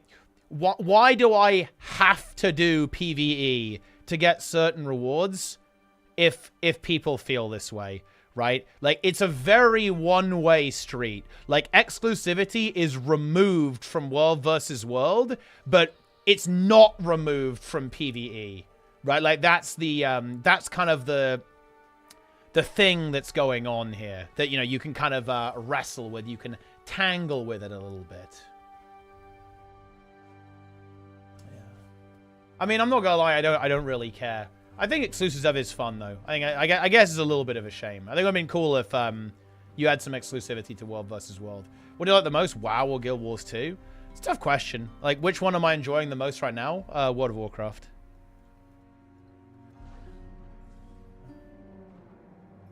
But they're both great games. Like, I'm not gonna shit on Guild Wars 2.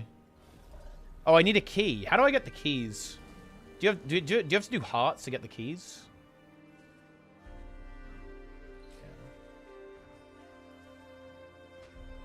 Make us everyone knows about next patch, and then add new exclusives. I mean, if something is temporarily exclusive, then it isn't exclusive. I don't think. I'm not sure I really agree with that. Coin vendors.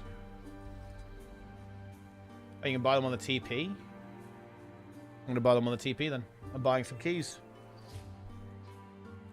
Forcing people to PvP is inhuman. I mean, I don't think so. I think PvP is based. I like PvP. If people can't handle PvP, then I mean they can't handle PvP. Simple as that. Oh, unusual coins. I think I've got quite a lot of those. Oh, I don't know that. I have 700. Oh, I can just buy them for these things. Let's go. I'm buying 4. Here we go. Keys. I'm buying the keys. Huge. There you have it. I've got the keys.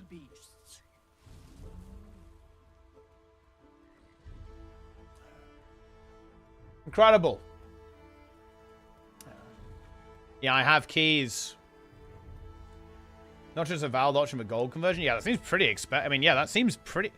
That feels very expensive. Are they worth 30 silver each? That's crazy.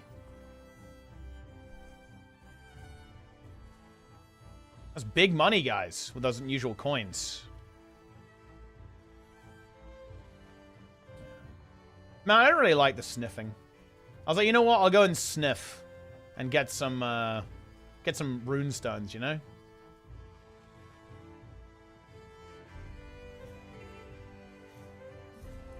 But now I'm reconsidering my decision.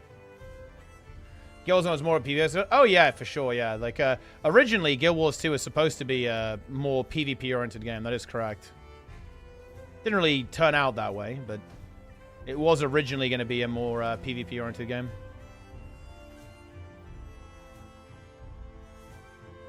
PvP in world versus world.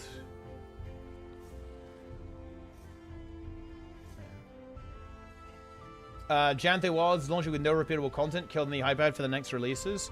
I think it would. I mean, it's definitely felt like a pretty long wait, I think, between releases, and I think a lot of that is ultimately down to, yeah, it is definitely down to a low amount of replayability in the expansion, which is a bit unfortunate, I think.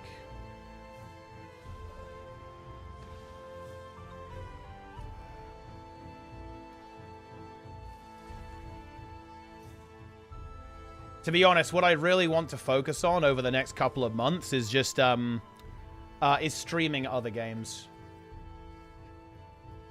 Because I really want my stream to be good, and to be honest, I don't really like my stream very much right now. It's very difficult for me to kind of find the motivation for streams. I don't really like my stream. I don't think it's very good. So I need to stream other games, because Guild Wars 2 is it's not going to be, it's not it for me anymore, unfortunately.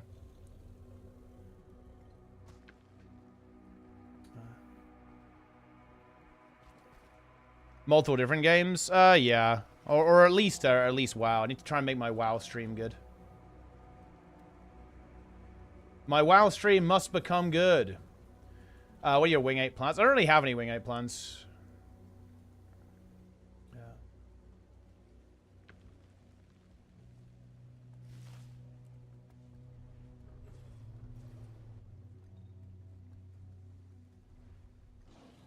Need that hype content. Yeah, it's just I don't really have a lot of energy for this game anymore. I have a lot of energy for content creation, but I don't feel like I can really make anything good in Guild Wars right now. I want to do some tournaments. I've committed to a couple of tournaments, but I don't feel the same energy, you know, because I just yeah, I kind of finished it, right? Like, I finished Guild Wars 2 content creation. Like, there's, like, not much else I can really do. I did it. I beat the game. I beat the content creation game as well. Which is a bit unfortunate.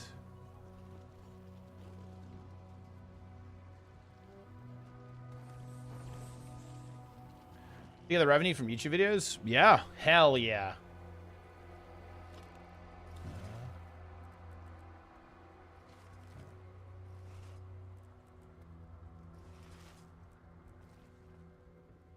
WoW stream pursuing something else entirely? Oh, no. Probably WoW, yeah, is probably the way to go. But I need to figure out what to do with that. It's easier said than done as well. Like, it's like very hard to get going because you just have to, be very good, and we're just not very good at the game, right? That's the problem. Camp's just around the corner. So it's very, very kind of limited on what you can do when you don't really have enough skill to do things. Skill or knowledge, one of the, both of them, right?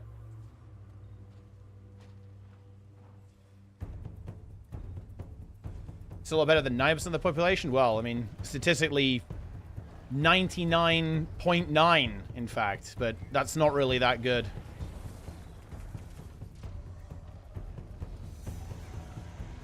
Some good quality content? Yes. I'm farming that passive income. Stream it is the hardest bug over there. Oh, yeah, I didn't know that. No, I just need to find out how to make it good. Why don't anyone tell you this is the one? I mean, I'm pretty sure a lot of people probably did tell you. Like, support scrap is fucking busted.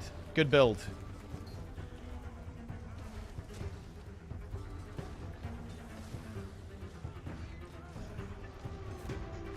Get a gizmo. To be honest, it's very hard for me to find motivation to do that because, like, I'd have to find people to play with. And also, PvP isn't fun. Like, I would be okay with competing, but the game just is not fun to play. Right, like at its core. And that means it's like, why would I not go and compete somewhere else? Also, it's really difficult. There's a complexity here, guys. Why would I compete in Guild Wars 2 when I could go compete in a game that's like way more competitive, right? Like Guild Wars 2, like ultimately is not very competitive. Like why would I put my competitive energy here rather than another game, right?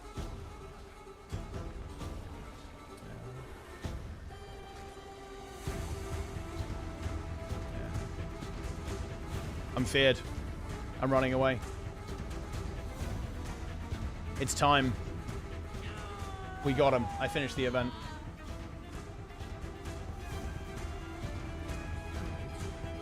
Better guild to move up. Nah, it just takes time for the skill progression. I wouldn't say it's like the guild's fault. Like everyone, we're all bad.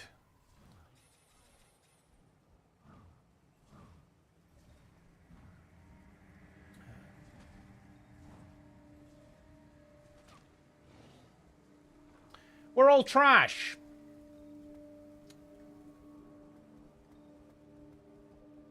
PoE 2. I'm not really an ARPG gamer. Mistburned Valraven.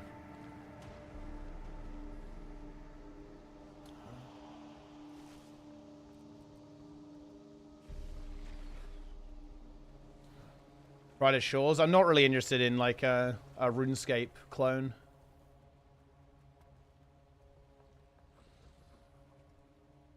Yeah. Let's deplete constantly and say it's for the content. I mean, wait. Of course it's for the content. Otherwise, we'd already be timing 18s.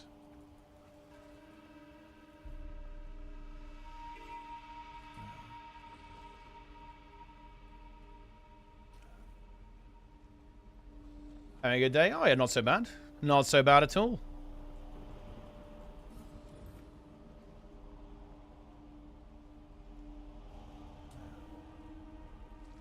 It was really good. It was really good. That was honestly a really touching piece of media. Very good. I was very impressed. Project other genres of games. I mean, only if I enjoy them. I'm not gonna. I don't really. You understand, guys? I don't stream for views. I stream because I like making things. And right now I'm like struggling to find things that I want to make. I'm limited in my time. I'm a picky eater, guys. What can I say?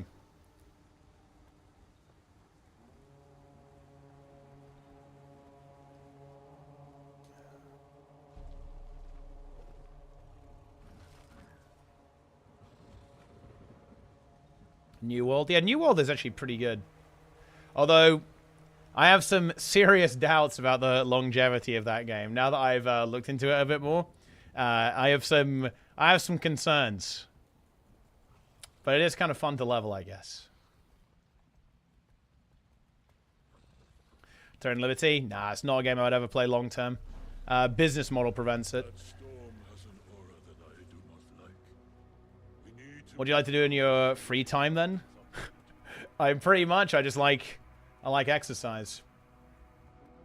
Endgame of New World, yeah. The problem is there's just not that much of it, right? Like they have a lot of issues with like releasing content. Like they've done a really good job of certain things, like polishing up the systems, like tightening up the combat, and all that kind of stuff. But yeah, like the amount of content they have at Endgame, it's fucking rough, bro. Okay, it is rough. 18 out of 18 WOD feels good. Oh, I guess I'm 13 out of 18 WOD. I've got 13 reward. Oh no, I've got 14. I've got one in the bank as well. So I've got 14 of these. 14 reward tracks, man. We've been grinding. We've been farming. Holy shit.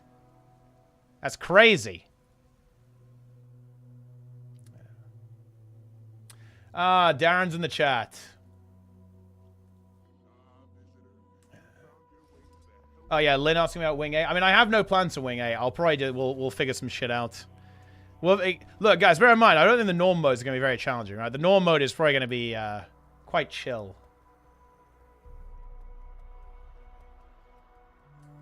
My key team lost to Dragon Age. Well, I mean, that's fair enough, right? That's the big release, you know?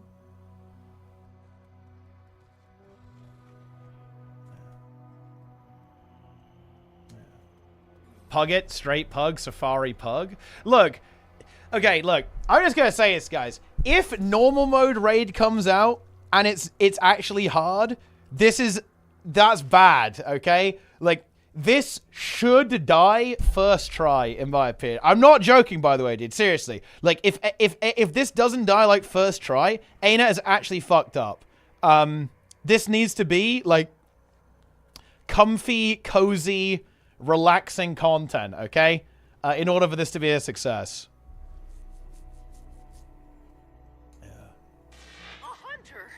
Glad you're here, I am. Thought Barbell was sending me on an easy hunt, just being a reindeer and all. That's how it needs to be. Something's got this one How's the player count? I think pretty good. There's a lot of people playing. Before you put it down. Borrowed one of these nifty talkie boxes, so I'll throw my voice in your ear as you go. Get 'em, Hunter. If it doesn't, Wing 8 is cooked. I mean, yeah, Wing 8 might be cooked if that ends up happening, right? Might be a little cooked. 2 Dagders and 1 Epoch. Epoch, the Breaker. Back for more? Looked like you were enjoying yourself. Yeah, I'm doing it.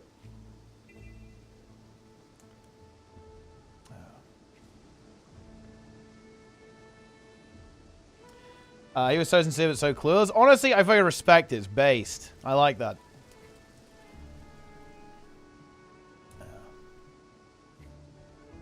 Yes.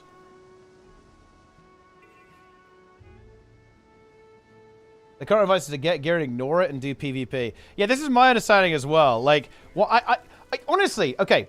What is wrong with game devs? Like, I really don't understand how New World has fucked this up so badly. Like, they release a raid that's actually quite difficult, and apparently, like, the only way to realistically complete it is to use, like, Discord and stuff to, like, find people who know what they're doing. What the fuck is wrong with these game devs? Like, why would you do that? It just doesn't make any sense. Oh my god. What's wrong with these people? Yeah. Makes no sense. You don't need the best gear to do anything in the game. Yeah, but that's not relevant. Like, you've got to think about this from the company's perspective, right? If you spend all that money developing a piece of content that basically nobody can access, that's pretty bad news. Like, you know, everything... if you're going to spend money on something, it needs to be something that people actually engage with in some way, whether that be on, like, an easier version or a harder version.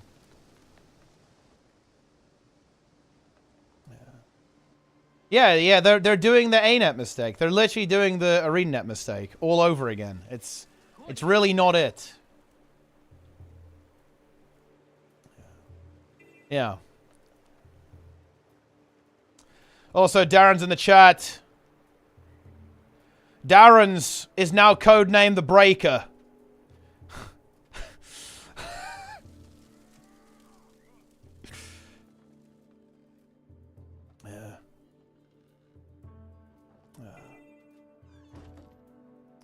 Gortusk.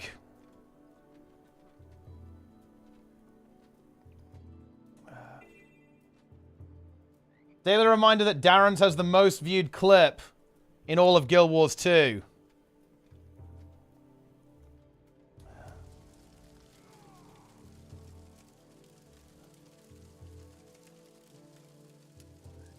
Let's take a look at Darren's clips.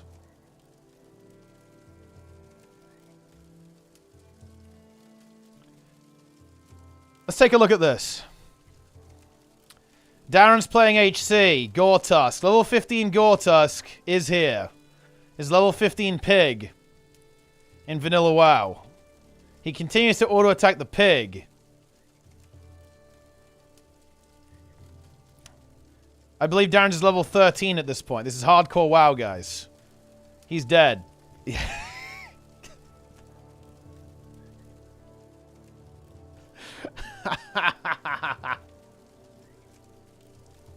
The tree has judged you. Skin becomes bark. Syrup in your veins. You cannot move. XD tree. He's making hardcore RPing, bro. He has like all these like XD tree role plays macroed into his abilities, and then he dies to a Gortusk.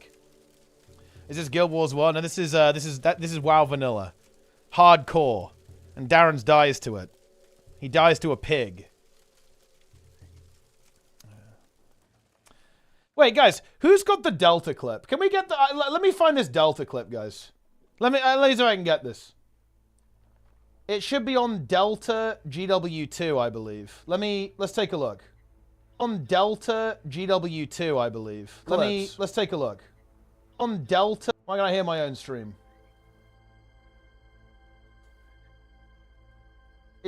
Yeah, here we go. Let's take a look, guys. I cannot... Okay, Oh my god, I'm dead. Get me out of here. Oh!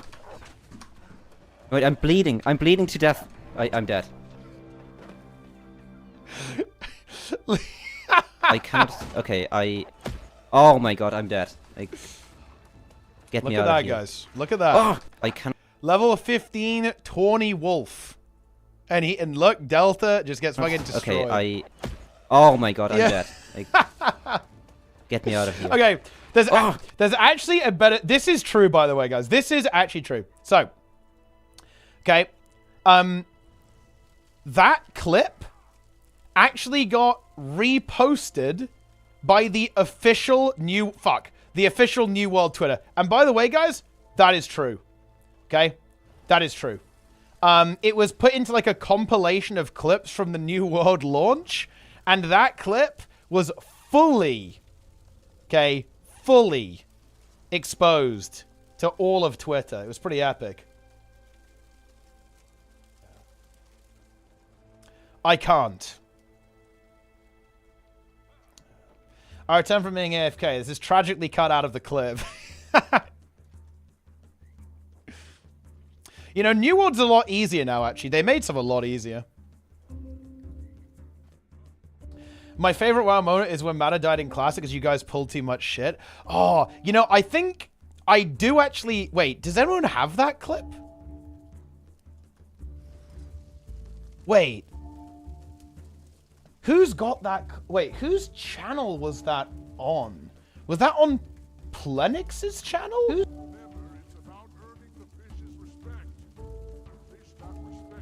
Let me see if I can find it.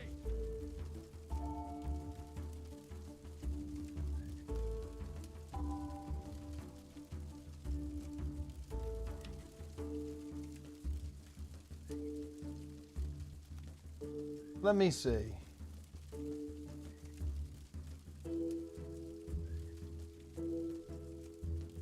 What would that clip be?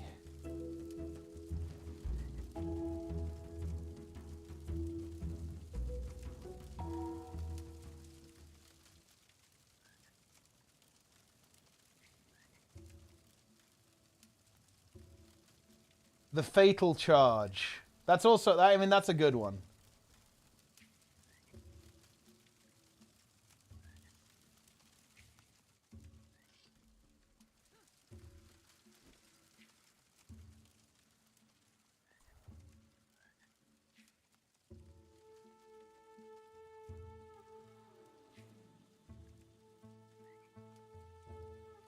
Hello, Yama. How you doing?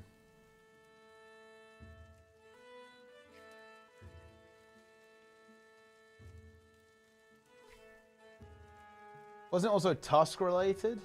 I mean, it was, yeah. It's because it was like a boar that killed Mata. Like, Mata died to a boar. Oh, no, maybe someone can find it. Roy in the chat. Cabal leader teapot. I am caught. I'm completely caught, man. I'm fully exposed. Doesn't feel good. I am the Cabal leader. I lead the Cabal of Guild Wars 2. The thing is, Roy's in the Cabal too. I think you're getting out of this one, bro.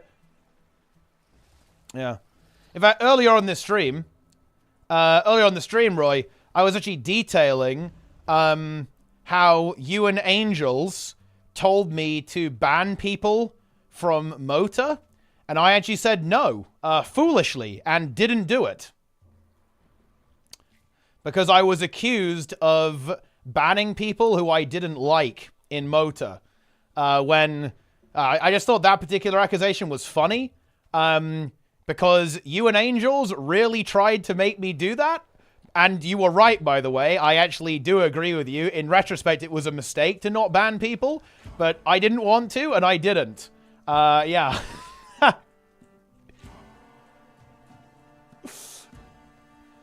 So yeah, you're in on the Cabal as well. But no, I'll own my mistake on that one. I am caught.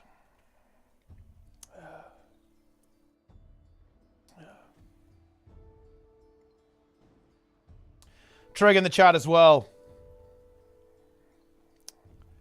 So, what I want to know, when are we getting the next balance manifesto? Am I crazy, guys? I feel like we need another balance manifesto. That would really spice things up a little bit. You guys know what I'm saying? We haven't had one for a while. I just want... Wait. Actually, isn't Roy doing the world versus world manifesto? Oh, yeah. No, we don't need a balance manifesto. No, we're good. We're good. Because we're getting... Yeah, we're getting the world versus world manifesto very soon, actually. Yeah. That's all good. We're all good. Wait, what do you mean, question mark, Roy? This is confirmed on the extra live stream. We saw this, bro. We already know what's going on here. We know that you're doing the world versus world manifesto. I guess next week, I think, right? Like next week? It's the world versus world manifesto? Oh, I think on Friday.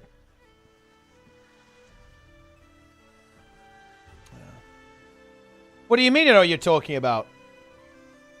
Just make sure you remember to enable audio on the VOD, bro. I tire of this distraction. Content? Yeah, content is coming. You said it. Wayfinder, think we could help. That's low? Well, I mean, is it as low as the Guardian NPC jokes or what? Like, what would you prefer?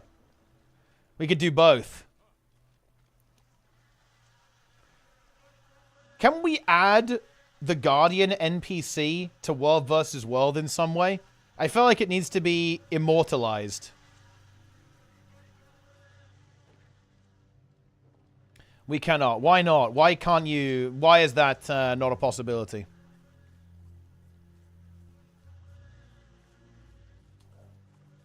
Surely that has to be an option. Yeah, the new SMC Lord. Yeah, just like replace the Lord with the Guardian NPC.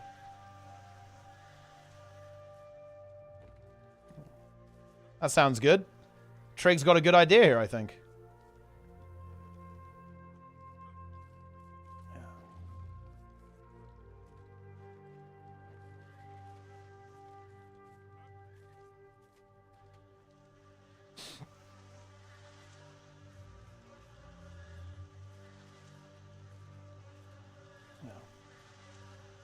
Doot.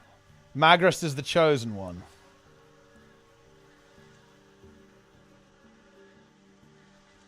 Oh, wait. I went to the wrong B. It's this one. Okay. Look at this bee, guys. Look at the detail on that bee. Pretty cool, actually, to be honest. Very furry.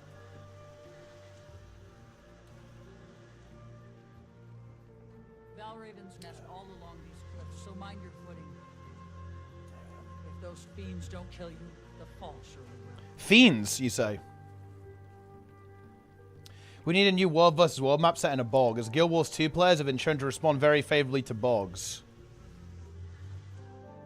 Furry? I mean, they are kind of furry, though. I'm going to face the Queen Bee. Let's go.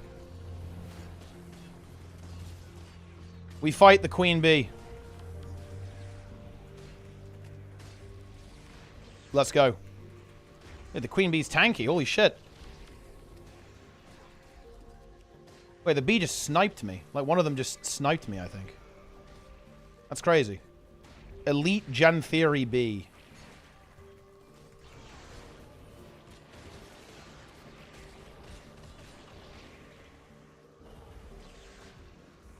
Gotta AoE these bees down, man.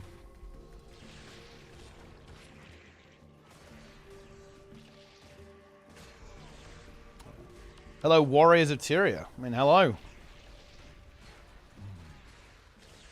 The bee sniped me again. I'm dead to the Queen Bee. It's over. Okay, we've isolated the Queen now. We should be good.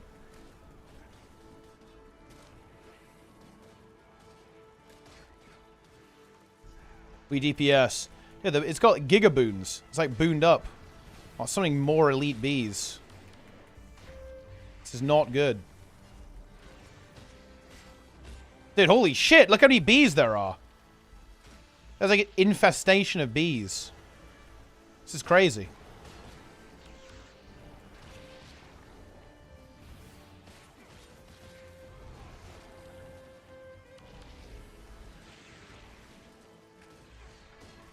I think I'm winning though.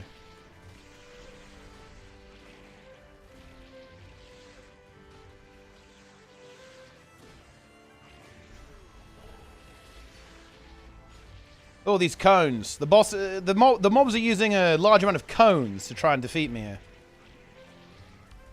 Cone. I guess they're not really cones, are they? They're more like half circles.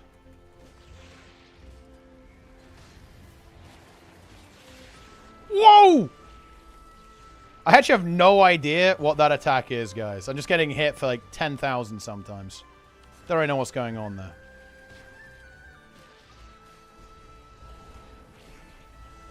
Man, I feel like every class has just an insane amount of sustain these days.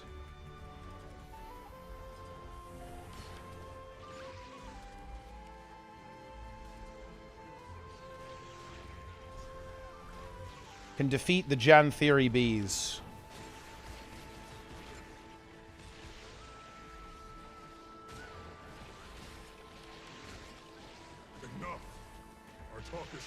I feel like I'm barely even hitting the queen because I have to get through like the bee army before I can get like focus damage on the queen here. Ow.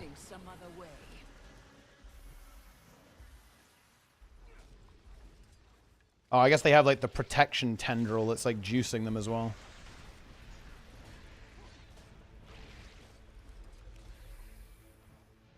Don't daring to steal our honey? Listen, okay? The bees, I will rob them.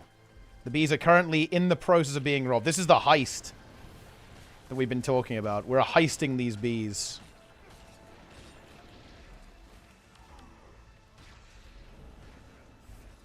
There we go. We did it. The elite bees have been cleansed.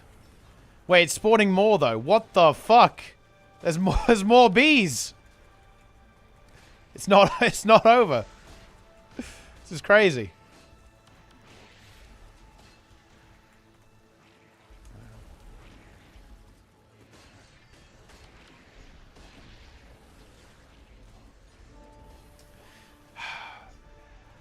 I've heard there aren't that many people in the Janthir maps anymore. What's up with that? Where's everyone gone, guys? I feel like somebody should have shown up to fight this bee by now. I'm just going to very, very slowly chip away at it.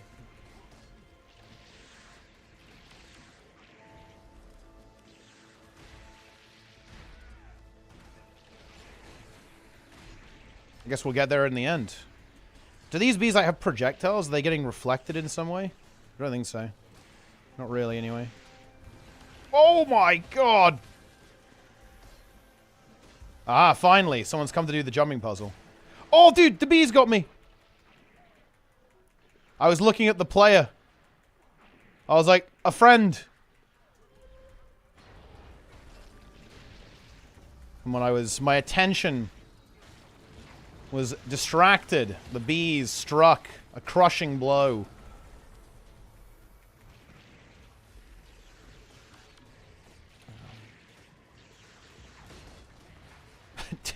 I think it's like that bee swoop attack that does like big damage.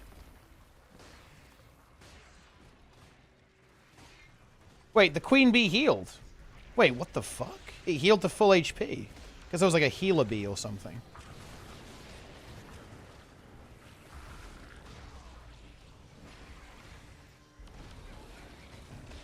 Incredible. Roy has come to attack the bee, I believe. You'll never kill the bee? I mean, I guess not. Like, the bee is unkillable. Yeah. The bee cannot be stopped. It is too powerful. It's back to full health. We get to cleave the tendril, though. That's pretty big. It still has permanent quickness, though. The bee's got perma quickness and resolution, which is actually kind of annoying. Okay, Roy is actually materializing. He's here to fight the bee.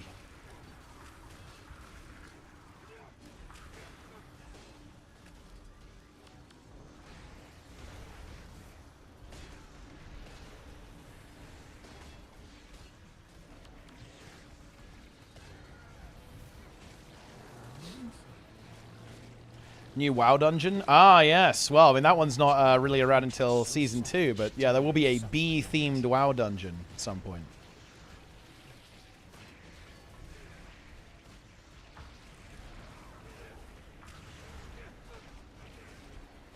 Harder than Cersei. Yeah, I mean, it kind of is. This is challenging, you know?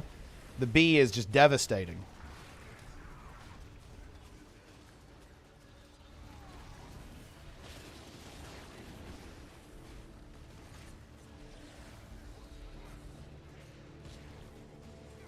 Okay, I think the bee is actually being defeated. We have defeated the bee! It's time.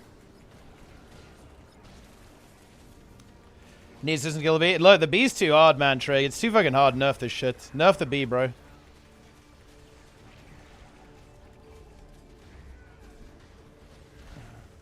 Nerf the bee, man.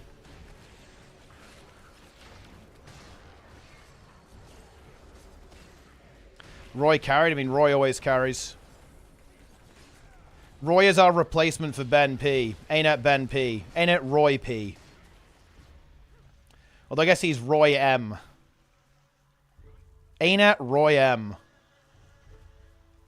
Oh, yes! Yes! Oh my god.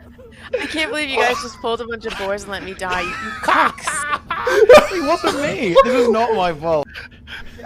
Oh, this is the aftermath. Fuck. This is not the actual clip because I believe Maddo was screaming at us while the boars were killing her, pretty much. Oh my god. I can't believe you guys just pulled a bunch of boars and let me die. You cucks. It wasn't me. This is not my fault. Okay, like, It's not T-Bot's fault. Dead people don't talk. Yeah. It's Frosty's fault. He didn't even attempt to get aggro back.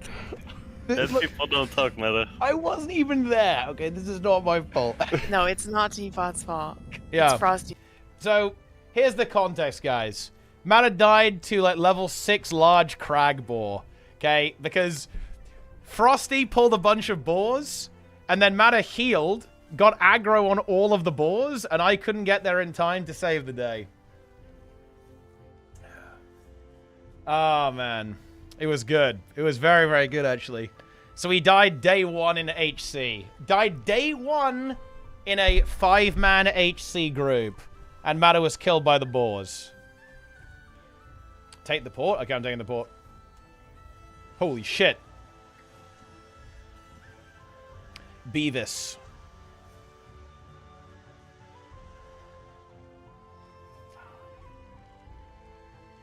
Ah.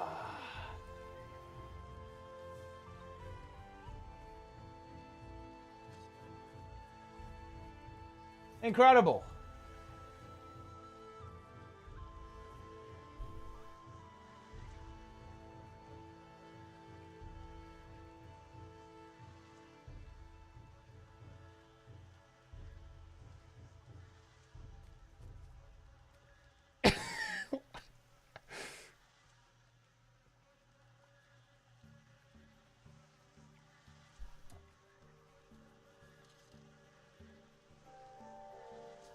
Incredible.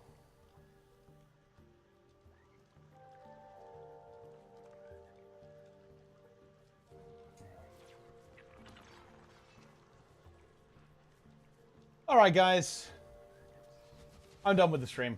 Let's go raid Lara. It's her birthday. She's old. Make sure to remind her how old she is. Ha ha ha. I'll be back. Probably tomorrow. I got one to stream the raid tomorrow. Silken Court. Very exciting. All right. I'm out. Looks like kids work, but we were taught as cubs. I'm going to the gym. That's what we're doing now. I'll see you next time, guys.